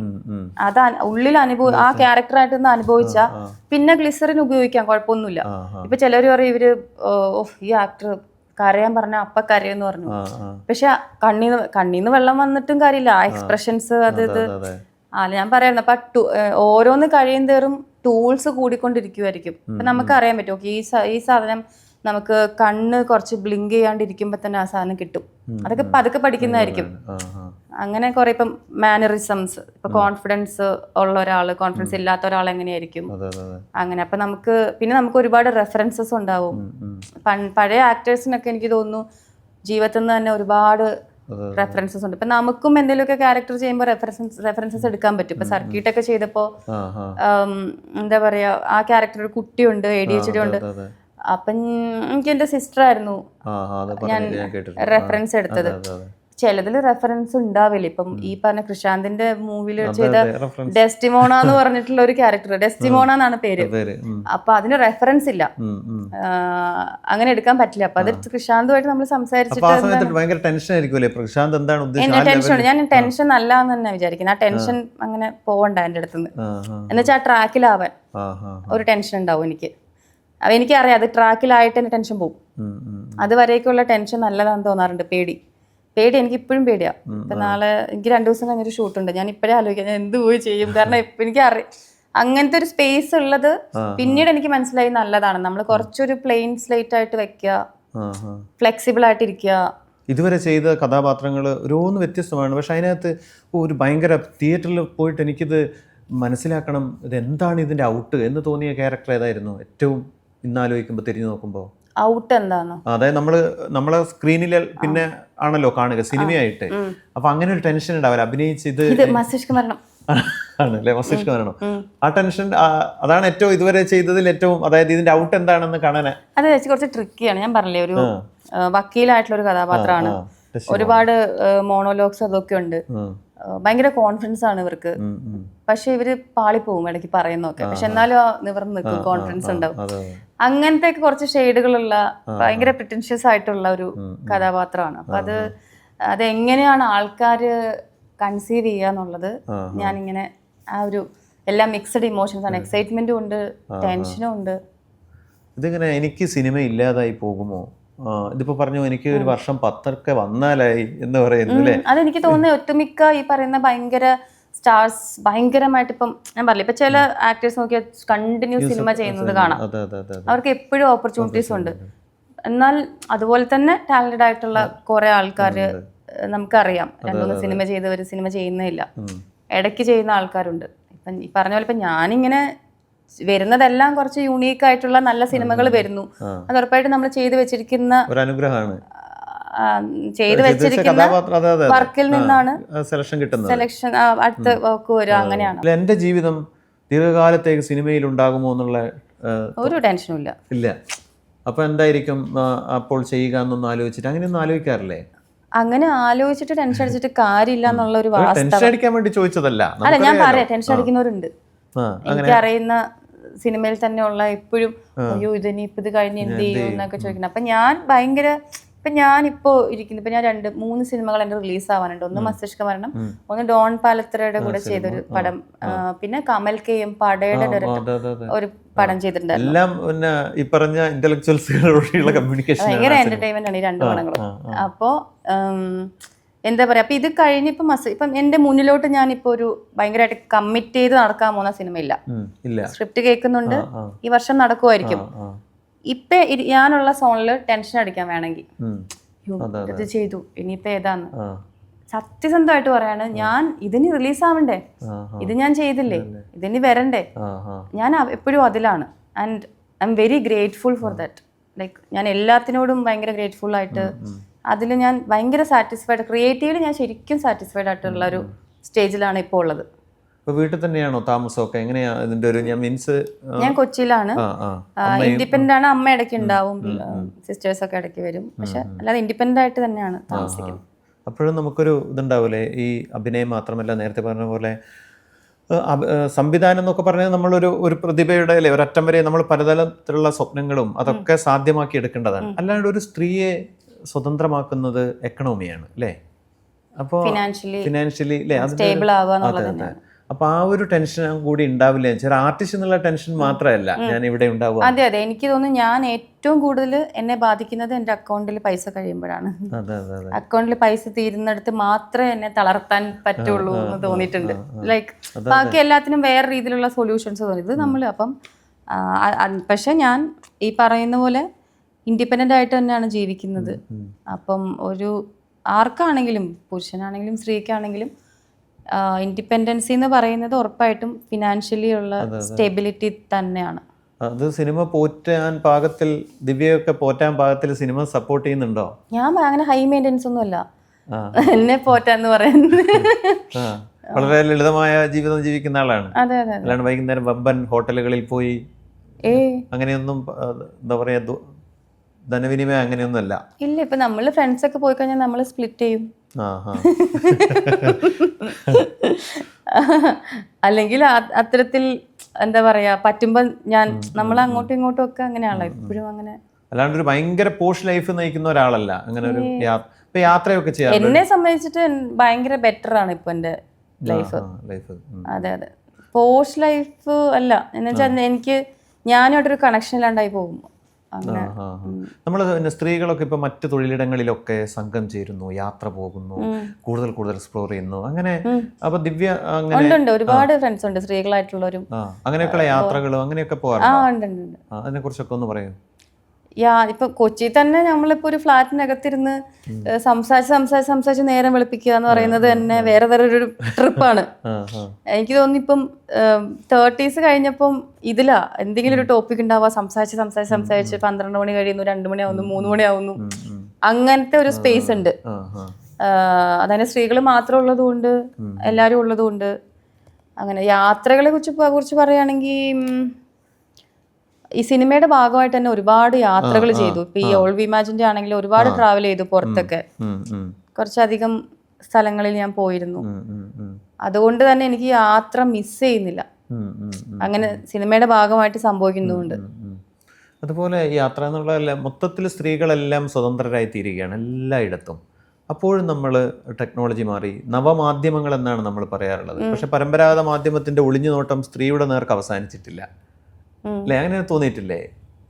അതായത് നമ്മളിപ്പോ എന്താ പറയാ ഒരു വെർബൽ അബ്യൂസ്, ഒരു ഫിസിക്കൽ അബ്യൂസ്, ഒരു വെർച്വൽ അബ്യൂസ്, അത് ഒരു ഉദ്ഘാടനത്തിന് പോയാൽ അവിടെ ഇങ്ങനെ അല്ലെ? മലയാളത്തിന്റെ ഒരു താരത്തെ തന്നെ നിങ്ങൾക്കറിയാം, ഞാൻ പറയേണ്ടതില്ല. അവർ ഉദ്ഘാടന പരിപാടികൾക്ക് പോകുന്നതാണ് റീൽസിൽ ഏറ്റവും കൂടുതൽ ആളുകൾ അല്ലെ? അത്തരത്തിൽ അതായത് നമ്മളുടെ ഇൻഡസ്ട്രിക്കകത്ത് നിന്നുള്ള അർത്ഥത്തിൽ മാത്രമല്ല, ഒരു സ്ത്രീയെ ഇങ്ങനെ സെലിബ്രേറ്റ് ചെയ്യുന്നത് പുരുഷൻ വേറെ നിലയിൽ, അതായത് വേറെ കണ്ണുകൊണ്ട് സെലിബ്രേറ്റ് ചെയ്യുമ്പോൾ അതൊക്കെ കാണുമ്പോൾ എന്താ തോന്നാറുള്ളത്? പിന്നെ ഓരോരുത്തരുടെ ചോയ്സ് ആണത്. അത് കാണുമ്പോൾ ഉറപ്പായിട്ടും ദേഷ്യം വരാറുണ്ട്, ഇറിറ്റേറ്റഡ് ആവാറുണ്ട്. ഇത് എന്താ ഇങ്ങനെയെന്നൊക്കെ നമുക്ക് എല്ലാവർക്കും തോന്നുന്ന പോലെ തോന്നാറുണ്ട്. പിന്നെ ഇപ്പൊ ഈ ഇനാഗ്രേഷന്റെ കാര്യം പറഞ്ഞ അല്ല, അത് അവരുടെ ചോയ്സ് ആണല്ലോ. അപ്പൊ അത് അവര് ഭയങ്കര സ്മാർട്ടായിട്ട് തോന്നിയിട്ടുണ്ട്. പൊതുവെ നമ്മള് ഇവരെന്താ ഇങ്ങനെ അവരെ അത് ഭയങ്കരമായിട്ട് എഫക്ട് ചെയ്യുന്നുണ്ടെങ്കിൽ പിന്നെ ഇനാഗ്രേഷൻ ചെയ്യില്ലല്ലോ. അവര് ബൗൺസേഴ്സ് ഉണ്ടാവും, അവരുടെ അസിസ്റ്റൻസ് ഉണ്ടാവും, അവര് ഇനാഗ്രേറ്റ് ചെയ്യുന്നു, പൈസ വാങ്ങിക്കുന്നു, പോകുന്നു. ബാക്കിയുള്ളവരല്ലേ മണ്ടന്മാര്. ഇവരെന്താ നന്നാവാത്തെ? അങ്ങനെ ആലോചിക്കാം. ഐ ഡോണ്ട് കെയർ എന്ന് ആലോചിക്കാം. ഇതൊന്നും ആലോചിക്കാറില്ല. എന്നുവെച്ചാൽ ഇത് രണ്ടിനും ഒരു എനർജി, മെന്റൽ സ്പേസ് വേണ്ടേ? ഞാൻ അങ്ങനെ ഞാൻ ഉണ്ടായിരുന്നു, പക്ഷെ അതിൽ നിന്ന് മാറി. അങ്ങനെ ആലോചിക്കാറേ ഇല്ല. അങ്ങനെ അല്ല, ഉറപ്പായിട്ട് എന്തെങ്കിലും കാണുമ്പോ ഇത് എന്താന്ന്, പക്ഷെ അതിങ്ങനെ അതിൽ തന്നെ ഇങ്ങനെ ഇരിക്കില്ല. അപ്പൊ നമ്മളെ കുറിച്ച് ഒരു ക്ലിക്ക് ബൈറ്റ് ആളുകൾ ഇങ്ങനെ കണ്ടുകൊണ്ടിരിക്കും. നമ്മളെ വെറുതെ ഗൂഗിൾ ചെയ്താൽ ഇത്തരം വിഷ്വൽസുകൾ സെലിബ്രേറ്റ് ചെയ്യുന്നു. അതൊക്കെ കാണുമ്പോൾ എനിക്കത് ചെയ്യാതിരിക്കാനുള്ള ചോയ്സ് ഉണ്ട്, ഞാൻ അത് ചെയ്തു. അപ്പൊ പിന്നെ അത്രേ കാണുന്നുള്ളൂ. അല്ലാണ്ട് എന്നെ മറ്റുള്ളവർ അത് അവരുടെ കുഴപ്പം എന്ന് കരുതി അങ്ങ് വിട്ടുകളയാണ്. അത് അവരുടെ കുഴപ്പമല്ലേ? അതാണ് അവരുടെ കുഴപ്പമാണ്. അപ്പൊ എനിക്ക് ഒന്നും ചെയ്യാനില്ല. ഇനിയിപ്പോ എന്റെ വീട്ടിൽ എന്റെ അമ്മയ്ക്കോ എന്റെ സിസ്റ്റേഴ്സിനും കൂടെ ടെൻഷൻ കൊണ്ട് എന്നെ ബാധിക്കും, അവർക്കും ഇല്ല. ആണോ? അപ്പൊ അത്രയും ഡെമോക്രാറ്റിക് ഒരു കുടുംബത്തിലാണ്. അത്ര വേറെ കുറെ സൈഡൊക്കെ ഉണ്ടാവും. ഇതൊക്കെ ചേഞ്ച് ആയി വരുന്നതല്ലേ ഒരു സ്പേസ്. അല്ലാതെ ഒരു സ്പേസിൽ നിന്ന് നമ്മൾ സംസാരിച്ചും ഡിസ്കഷനുള്ള സാധ്യതയുള്ള, അല്ലെങ്കിൽ നമ്മൾ അതിന് ഇനിഷ്യേറ്റീവ് എടുത്ത് എനർജി ഇൻവെസ്റ്റ് ചെയ്തിട്ടുള്ള ഒരു സ്പേസിൽ നിന്നുള്ള ഇപ്പോൾ ഉള്ള സ്പേസ് ഭയങ്കര നല്ല സ്പേസാണ്. പ്രത്യേകിച്ച് ഇപ്പം ഓൾ വി ഇമാജിൻ ആണെങ്കിൽ ക്യാൻസർ പോലെയുള്ള ഒരു സ്പേസ് ഒക്കെ കിട്ടിക്കഴിയുമ്പോഴത്തേക്കും പിന്നെ ഇത് ഭയങ്കര ഒരു അതൊക്കെ ഓവർ പവർ ചെയ്തു. പിന്നെ ഇതൊക്കെ ഭയങ്കര ലീസ്റ്റ് കൺസിഡർ ചെയ്യുന്ന കാര്യമായിട്ട് മാറി. അപ്പൊ നമ്മൾ അതാണ് ഒരു കാനിലേക്കൊക്കെ പോയി തിരിച്ചു വരുമ്പോൾ നമ്മൾ വ്യക്തിപരമായിട്ട് തന്നെ ഭയങ്കരമായിട്ട് മാറുന്നു. അത് നമ്മൾ വെറുതെ ഇപ്പൊ പുറത്തൊരു വേറൊരു കൺട്രിയിൽ പോകുമ്പോ തന്നെ നമുക്കൊരു എന്തൊക്കെയോ ചേഞ്ച് ഉണ്ടാവും. പിന്നെ ഇതൊരു ചെറിയൊരു കേരളം അല്ലെങ്കിൽ ഒരു ഇന്ത്യ, ഈ പറഞ്ഞ പോലെ കാൾസാഗന്റെ ബ്ലൂ പേസ് ഡോട്ട് എന്ന് പറയുന്ന പോലെ അങ്ങനെ കാണാൻ തുടങ്ങിക്കഴിഞ്ഞാ പിന്നെ അത് ബാധിക്കില്ല എന്ന് തോന്നുന്നു. അതുപോലെ നമ്മൾ അത്തരം യാത്രകളോടൊപ്പം തന്നെ പ്രധാനപ്പെട്ടതാണ് നമ്മൾ പിന്നെ സീരിയസ് ആയല്ലേ? എന്നാ സീരിയസ് അല്ലാത്ത എന്തെങ്കിലും കാര്യം അല്ലല്ല ഇപ്പൊ ചോദിക്കാൻ വന്നത് പറഞ്ഞു അല്ലേ? സീരിയസ് ആകുന്ന പറഞ്ഞാൽ നമ്മളെ അല്ല ഇപ്പൊ ചോദിക്കാൻ വന്നത് അല്ല ചോദിക്കാൻ വന്നത് നമ്മളിപ്പോ യാത്രകൾ തന്നെ ഇപ്പോൾ ഫിലിം എന്താ പറയാ ഫിലിം ഫെസ്റ്റിവലുകളിൽ പോകുന്നു. കാൻ ഫിലിം ഫെസ്റ്റിവൽ പോയി ഞാൻ എപ്പോഴോ കുറെ ഓപ്പൺ ആയി എന്ന് പറയുന്നു. അതുപോലെ അറിയിപ്പ് ഒരുപാട് ഫിലിം അല്ലെ ലൊക്കാർണോ ഇതിനകത്തേക്ക് പോകുന്നു. IFFK ദിവ്യ എപ്പോഴും കാണാം. IFFK വന്നിട്ട് കണ്ടിന്യൂസ് ഒരു 2-3-4 വർഷം പടങ്ങൾ. അതൊക്കെ നമ്മളിപ്പോൾ ഒരു ഡയറക്ടേഴ്സ് മറ്റുള്ളവരൊക്കെ ഇപ്പം നിങ്ങൾ ആക്ടിങ്ങിന് വേറൊരു ടൂൾ തന്നെയാണ് എന്നൊക്കെ പറയുമ്പോഴും ആ സിനിമയിൽ നിങ്ങൾ ഒരു ആർട്ടിസ്റ്റ് എന്നുള്ള നിലയിൽ ആ ആർട്ടിസ്റ്റുകൾ എങ്ങനെ പെരുമാറി കഥക്കൊക്കെ അപ്പുറത്ത് അങ്ങനെ വേറിട്ട് നിന്ന് ഈ ലോക സിനിമകളൊക്കെ കാണലുണ്ടോ? അങ്ങനെ ഞാൻ എന്ന് വെച്ചാൽ 2013-14 കാലഘട്ടം തൊട്ടാണ് IFFK അറ്റൻഡ് ചെയ്യുന്നത്. ഡെലിഗേറ്റ് ആയിട്ട് പോകുന്നു, സിനിമ ക്യൂ നിന്ന് സിനിമ കാണുന്ന ആള് തന്നെയായിരുന്നു ഞാൻ. IFFK തന്നെയാണ് ഫോറിൻ ഫിലിംസ് കണ്ടു തുടങ്ങിയത്. അല്ലാണ്ട് പണ്ടേ വീട്ടിൽ നിന്ന് ഇത്രയും വലിയ ഫോറിൻ ഫിലിംസ് ഒന്നും കണ്ടു വളർന്ന ആളൊന്നുമല്ല. അപ്പം IFFK എനിക്ക് സത്യത്തിൽ ഒരുപാട് ആസ് എൻ ആർട്ടിസ്റ്റ് എന്താ പറയാ കാഴ്ച തുറന്നു വന്നിട്ടുള്ള ഒരു സ്പേസ് തന്നെയാണ്. അവിടെയൊക്കെ നിങ്ങളുടെ ഒരു സൗഹൃദം ഇങ്ങനെ അങ്ങനെ അവിടെ നിന്ന് സൗഹൃദങ്ങൾ ഉണ്ടായിട്ടുണ്ട്. കാരണം ഫെസ്റ്റിവൽസിൽ അല്ലെങ്കിൽ ഇപ്പോൾ ഈ പറഞ്ഞ ലിറ്ററേച്ചർ ഫെസ്റ്റിവലിലാണെങ്കിലും സിനിമ ഫെസ്റ്റിവൽസിലാണെങ്കിലും ഹോർത്തൂസിനൊക്കെ പോയിട്ടുണ്ട്. അപ്പൊ ഇത്തരത്തിലുള്ള ഫെസ്റ്റിവൽസിൽ വരുന്ന ആൾക്കാര് നമുക്ക് ഒരേപോലെ ചിന്തിക്കുന്ന, നമുക്ക് വേവ് ലെങ്ത് ഉള്ള ഒരുപോലെ നമുക്ക് ഇഷ്ടപ്പെട്ട സിനിമകൾ തന്നെ കാണുന്ന വരെ. അപ്പൊ അങ്ങനത്തെ ആളുകളെ കാണുക, സംസാരിക്കുക എന്നുള്ളതും കൂടി ഉണ്ട്. സിനിമ കാണലുകൾ മാത്രമല്ല നമുക്ക്. ഈ നാടകം ചെയ്യുമ്പോൾ ഒക്കെ ഭയങ്കരമായ വേറെ തരത്തിൽ ആനന്ദം ഉണ്ടാവില്ല ആ ഒരു ഗ്രൂപ്പ്. പ്രത്യേകിച്ച് എന്റെ ഫസ്റ്റ് ഇപ്പൊ ഈ വെരി നോർമൽ ഫാമിലി ആണ് ശരിക്കും. ബാക്കി സ്കൂളിലൊക്കെ ചെയ്ത കുഞ്ഞു കുഞ്ഞു നാടകമാണല്ലോ. അപ്പൊ ഇതാണ് എന്റെ ഒരു ഫസ്റ്റ്. അപ്പം ഫസ്റ്റ് ഷോ കഴിഞ്ഞിട്ട് കിട്ടുന്ന ഒരു കിക്കുണ്ട്, അത് എല്ലാവർക്കും അറിയായിരിക്കും നാടകം ചെയ്തിട്ടുള്ള. അപ്പൊ അതൊരു ഭയങ്കര കിക്കാണത് ശരിക്കും. കിക്കിനെ കുറിച്ച് പറയുമ്പോഴാണ് ഒരു സ്ത്രീ എന്ന് പറഞ്ഞാൽ പൊതുവേ നമ്മൾ ഒരു തമാശയിലെ ക്യാരക്ടറൊക്കെ പോലെ ഒരു ഇൻസെക്യൂരിറ്റി ഉള്ള ഒരു ശരിക്കും വീട്ടകങ്ങൾ കകത്ത് നിൽക്കുന്ന ഒരു സ്ത്രീയും ഇങ്ങനെ പുറത്ത് ഞാൻ ക്യാനിലെത്തുമ്പോൾ തുറക്കുന്ന അല്ലേ, അങ്ങനെ ഓരോ ദേശം നമ്മൾ വിടുന്നതിനനുസരിച്ച് ആ ദൂരത്തിനനുസരിച്ച് നമ്മൾ കൂടുതൽ ഓപ്പൺ ആവുകയാണല്ലോ ചെയ്യുക. ശരിക്കും കേരളത്തിലെ ഇപ്പോൾ പെൺകുട്ടികൾ വളർന്നുകൊണ്ടിരിക്കുന്നത് കുറച്ചുകൂടി കഴിഞ്ഞ ദിവ്യയൊക്കെ വളർന്നു വന്നതിൽ നിന്ന് വ്യത്യസ്തമായി. ദിവ്യയും കുറച്ച് അല്ലേ വീട്ടിൽ അച്ഛൻ ഇങ്ങനെ ഭയങ്കര വായനക്കാരനും ഒരു നിയമ ഇങ്ങനെയൊക്കെ ആയതുകൊണ്ട് കുറച്ചുകൂടി അത് മനസ്സിലായിട്ടുണ്ടാവില്ല. എന്നാലും ചുറ്റിലുമുള്ള പെൺകുട്ടികൾ ഒരുമിച്ച് പഠിച്ച ആളുകളൊക്കെ വലിയ ഭാവി ഉണ്ടാവേണ്ടിയിരുന്ന അവര് ഇവിടുത്തെ ഒരു സിസ്റ്റത്തിനകത്ത് തീർന്നു പോയതായിട്ട് തോന്നിയോ? ഇവിടുത്തെ കണ്ടീഷനിങ്ങിലും സിസ്റ്റത്തിലും അവരുടെ അപ്ബ്രിംഗ് കൊണ്ടും പല കാരണങ്ങൾ കൊണ്ടും അവരെവിടെയെങ്കിലുമൊക്കെ എത്തേണ്ട ആൾക്കാരായിരുന്നു. എവിടെയെങ്കിലുമൊക്കെ എന്ന് വെച്ചാൽ അറ്റ്ലീസ്റ്റ് സ്വന്തമായിട്ട് ഏൺ ചെയ്ത് അത്രേ ഉദ്ദേശിച്ചുള്ളൂ. അങ്ങനെയൊക്കെ അത് അങ്ങനെ തോന്നിയിട്ടുണ്ട്. പക്ഷെ അൾട്ടിമേറ്റ്ലി അവർ സന്തോഷത്തിലാണ് ജീവിക്കുന്നതെങ്കിൽ അതിനകത്ത് നമുക്കൊന്നും പറയാനില്ല. ഇപ്പൊ ഇതെല്ലാം ചെയ്തിട്ടും സന്തോഷമുണ്ടോ സമാധാനം ഉണ്ടോ എന്നുള്ളത് നമ്മൾ ചോദിക്കേണ്ടി വരും ശരിക്കും. അല്ലേ? അപ്പൊ നമുക്കിപ്പോ ഞാൻ ഭയങ്കര ഫ്രീ ആയിട്ട് ജീവിക്കുന്നു, ഇൻഡിപെൻഡന്റ് ആണ്, രാത്രി സന്തോഷത്തോടു കൂടി സമാധാനത്തോടു കൂടി ഉറങ്ങാൻ പറ്റുന്നിടത്ത് തന്നെയാണ് അതിന്റെ ഒരു. ഇപ്പൊ ശരിക്കും ഒറ്റക്ക് എറണാകുളത്ത് ഫ്ലാറ്റിൽ നിൽക്കുന്നു. അങ്ങനെ കുറച്ച് സുഹൃത്തുക്കളൊക്കെ ആയിട്ട് ജഗപ്പൊക്കെ രാവിലെ വരെ തമാശ. ജഗപ്പൊക്കെ മീൻസ് ഭയങ്കര ജോളി അല്ല, നമ്മള് ഓഫ് ആയിട്ടുള്ള ദിവസങ്ങളുണ്ട്. മനുഷ്യന്മാരല്ലേ. അപ്പം ഞാൻ അങ്ങനെ എപ്പോഴും വീട്ടിനകത്ത് തന്നെ മിക്കവാറും 3-4 ദിവസം കഴിഞ്ഞിട്ടൊക്കെ പുറത്തിറങ്ങിയിട്ടുണ്ട്.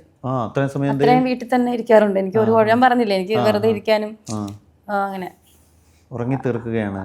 ഞാൻ ഉറങ്ങും. എനിക്ക് ഉറങ്ങാൻ ഭയങ്കര ഇഷ്ടമാണ്. ഞാനിപ്പം എൻ്റെ കൂടെയുള്ള ആൾക്കാരും എനിക്ക് എവിടെ വേണമെങ്കിലും കിടന്ന ഞാൻ ഉറങ്ങണമെന്ന് തീരുമാനിച്ചാൽ എനിക്ക് ഉറങ്ങാൻ പറ്റും. അത് എനിക്ക് തോന്നി എനിക്ക് എന്തെങ്കിലും സ്ട്രെസ് കാര്യങ്ങളൊക്കെ ഉള്ളെങ്കിൽ അതെല്ലാം ഇതിൽ തന്നെ ബാലൻസ് ആയി പോകും. അങ്ങനെ സ്ട്രെസ് എനിക്ക് മിനിമം ഒരു 8 മണിക്കൂറൊക്കെ വേണം. അത് ഞാനിങ്ങനെ കാൽക്കുലേറ്റ് ചെയ്ത് നോക്കും, ഇത് 5 മണിക്കൂർ ഉറങ്ങിയുള്ളൂ, അപ്പൊ ഞാൻ പിന്നെ അത് കോമ്പൻസേറ്റ് ചെയ്യാൻ പിന്നെ ഉറങ്ങി തീർക്കും. ഓക്കെ, ഇനി 3 മണിക്കൂറും കൂടെ ഉറങ്ങാം, അതെന്തോ ആണെന്ന് തോന്നുന്നു. എനിക്ക് കേരളത്തിലെ വളരുന്ന പെൺകുട്ടികൾ, ഇപ്പോൾ ദിവ്യ ഞാൻ നേരത്തെ പറഞ്ഞ പോലെ ഒരുമിച്ച് പഠിച്ച ആളുകൾ എത്തേണ്ടിടത്ത് എത്തിയില്ല, നമ്മുടെ സിസ്റ്റം അങ്ങനെ എത്തേണ്ടടുത്ത് എത്തിയില്ല എന്ന് ഞാൻ പറയുന്നത് ശരിയാണോന്ന് അറിയില്ല. അവർക്ക് എത്തേണ്ട സ്ഥലം ഉണ്ടായിരുന്നിരിക്കാം, അവരവിടെ അങ്ങനെ കണ്ടാൽ പോരാ. നമ്മളെ സിസ്റ്റം പല നിലയിൽ ഇല്ലാതാക്കി കളയുന്ന എത്രയോ അല്ലെ പെൺകുട്ടിയായി ജനിച്ചു എന്ന കാരണം കൊണ്ട്. അപ്പൊ പെൺകുട്ടിയായി വളരുന്നവരോട് പറയാൻ ദിവ്യക്ക് അനുഭവങ്ങൾ കൊണ്ട്, അപ്പൊ ഒരു കാൻ ഫിലിം ഫെസ്റ്റിവൽ വരെ പോയി പലതും ഓപ്പൺ ആയി എന്ന് പറയുന്ന ഒരാളാണ്. അപ്പൊ അവർക്ക് പറയാനുള്ളത് ഇവിടുത്തെ പെൺകുട്ടികൾ കേൾക്കേണ്ടതാണ് എന്ന അർത്ഥത്തിൽ ഞാൻ ചോദിക്കുന്നത്. അല്ല, ഒരു 18 വയസ്സ് കഴിഞ്ഞാൽ അവരവർക്ക് തീരുമാനിക്കാനുള്ള സ്വാതന്ത്ര്യം ഉണ്ട് എന്നുള്ള ബോധം എപ്പോഴും ഉണ്ടാവുക. ആ ഒരു ബോധം ഉണ്ടെങ്കിൽ തന്നെ അത് എന്നുവെച്ചാൽ എനിക്കറിയാം, ഇപ്പം 20s-ലും 30s-ലും ഉള്ള ആൾക്കാർ വരെ മറ്റേ അയ്യോ അത് പാരൻസ് സമ്മതിക്കില്ല. അല്ല, എൻ്റെ ഒരു ഫ്രണ്ട് പറഞ്ഞത്, നമുക്ക് എന്താണോ ശരിക്കും തോന്നുന്നത് അത് ചിലപ്പോൾ ശരിയായിരിക്കണം എന്നില്ല, പക്ഷെ അതിൽ നിന്ന് പഠിച്ചിട്ട് തന്നെയാണല്ലോ നമ്മളൊക്കെ മുന്നോട്ട് പോകേണ്ടത്. അപ്പം അത് ആ ഒരു സ്പേസ് ഓപ്പൺ ആക്കി വെക്കുക, എന്തെങ്കിലും ഒരു പാഷൻ ഉണ്ടെങ്കിൽ അതിനു വേണ്ടി എന്താ ഓക്കെ ആണുണ്ടെന്നൊക്കെ ഉള്ളത് ആരുടെയും പറയുന്നത് ഇങ്ങനെ ഭയങ്കരമായിട്ട് എടുക്കാതെ. അത് ഈ തലമുറയിൽ കുറച്ചുകൂടി അല്ലെ പെൺകുട്ടികളും ആൺകുട്ടികളൊക്കെ അവര് നേരത്തെ ഒരു പേരന്റിന്റെ ജീവിതം അല്ലെങ്കിൽ അവരുടെ ഒരു സ്വപ്നമായിരുന്നു പൂർത്തിയാക്കിക്കൊണ്ടിരുന്നത് അല്ലെ, അങ്ങനെ തോന്നിയിട്ടില്ല? അതിന്റെ ഒരു ഉണ്ട്. അതിന് ഇപ്പൊ ഈ പറഞ്ഞ പോലെ ഒരുപാട് ഡിസ്കഷൻസും ഇതിനെ കുറിച്ചൊക്കെ ഇപ്പൊ സിനിമകൾ ഉണ്ടാവുന്നു.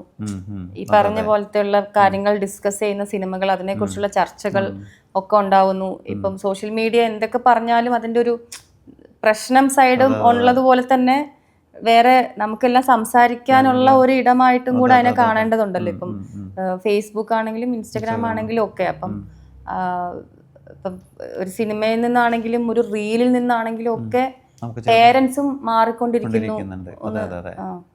നമ്മളെന്തെങ്കിലും പഠിപ്പിച്ചുകൊണ്ടാണ് ഓരോ ദൃശ്യവും പോയിക്കൊണ്ടിരിക്കുന്നത്. അതെ അതെ അതെ. അപ്പോൾ നമ്മൾ ഇപ്പോൾ ലിറ്ററേച്ചർ ഫെസ്റ്റ് ഇതിപ്പോൾ ഓൺലൈനിലൂടെ വരികയാണ്. അല്ലാത്ത ലിറ്ററേച്ചർ ഫെസ്റ്റിലും പങ്കെടുത്തു എന്ന് പറഞ്ഞു. ഈ ഒരു ഡിജിറ്റൽ സ്പേസ് മൊത്തത്തിൽ സിനിമയെ OTT എല്ലാം മാറ്റിക്കൊണ്ടിരിക്കുകയാണ്. അപ്പോൾ ഇതിനെയൊക്കെ എങ്ങനെയാണ് കാണുന്നത്? അതായത് ഇത്തരം ഒരു ഇരിപ്പിനെ, ഇതിലൂടെയുള്ള സംഭാഷണങ്ങൾ ലോകത്തിലേക്കൊരു ലിറ്ററേച്ചർ ഫെസ്റ്റ് സ്പേസിൽ വന്നിട്ട് അതിനെക്കുറിച്ച് എന്തെങ്കിലും പറയൂ. ലിറ്ററേച്ചർ ഫെസ്റ്റിവൽസ് എന്ന് പറയുമ്പോൾ തന്നെ അതിനകത്ത് ഇപ്പം എന്താ പറയുക, നിങ്ങൾ തന്നെ പഠിപ്പിക്കുന്ന ആളല്ലേ, പ്രൊഫസറല്ലേ, അപ്പം അധ്യാപകനാണല്ലോ, സോറി. അപ്പം അങ്ങനെയുള്ള എന്ന് വെച്ചാൽ കുറച്ചും കൂടെ കാര്യപ്രാപ്തിയുള്ള, വായനയുള്ള ഒരാളെ ഇന്റർവ്യൂ ചെയ്യുമ്പോൾ കൃത്യമായിട്ടുള്ള റിസർച്ച് ചെയ്തിട്ടുള്ള അങ്ങനെയുള്ള സ്പേസസ് ഭയങ്കര ഇമ്പോർട്ടൻ്റ് ആണെന്ന് തോന്നുന്നു. കാരണം ഇപ്പോൾ ഉള്ള ഓൺലൈൻ മീഡിയാസിൽ പലതും എനിക്കറിയാം ഒരു റിസർച്ചും ചെയ്യാണ്ട് നമ്മൾ ചെയ്ത ഒരു സിനിമയുടെ പേര് പോലും പറയാൻ പറ്റാത്ത ആങ്കറിങ് ചെയ്യുന്ന ആൾക്കാരുണ്ട്. അപ്പം പക്ഷെ അതാണ് ഏറ്റവും കൂടുതൽ സെലിബ്രേറ്റ് ചെയ്യപ്പെട്ടുകൊണ്ടിരിക്കുന്നത്. ആയിരിക്കാം, അത് എനിക്കറിയില്ല, പക്ഷെ അത് ഉറപ്പായിട്ടും. അപ്പം എനിക്ക് ഈ പറഞ്ഞ പോലെ ഇങ്ങനത്തെ സ്പേസസ് വേറൊരു തരം എക്സ്പീരിയൻസും. ഇപ്പം നമ്മൾ സംസാരിച്ചുകൊണ്ടിരിക്കും, ഇപ്പം ഞാനൊന്നും പ്രിപ്പയർ ചെയ്ത് വന്നിട്ടില്ലല്ലോ. നമ്മളപ്പോൾ ഇങ്ങനെയുള്ള ഇപ്പം ചില ക്വസ്റ്റ്യൻസ് ചോദിക്കുമ്പോഴായിരിക്കും ഞാൻ ഇവിടെ ഇരുന്നായിരിക്കും ഞാൻ ചിന്തിക്കുന്നത്. അപ്പം ഞാൻ തന്നെ അതിനുള്ള ഒരു ക്ലാരിറ്റി ഇവിടെ നിന്നായിരിക്കും ഉണ്ടാക്കുന്നത്. ഞാൻ വീട്ടിൽ പോയിട്ട് ചിന്തിക്കുമായിരിക്കും, അല്ല ഇതും കൂടി പറയായിരുന്നു, അല്ല ഇതിങ്ങനെയല്ലല്ലോ ഞാൻ സംസാരിക്കേണ്ടിയിരുന്നത്, തെറ്റുകൾ പറ്റാം.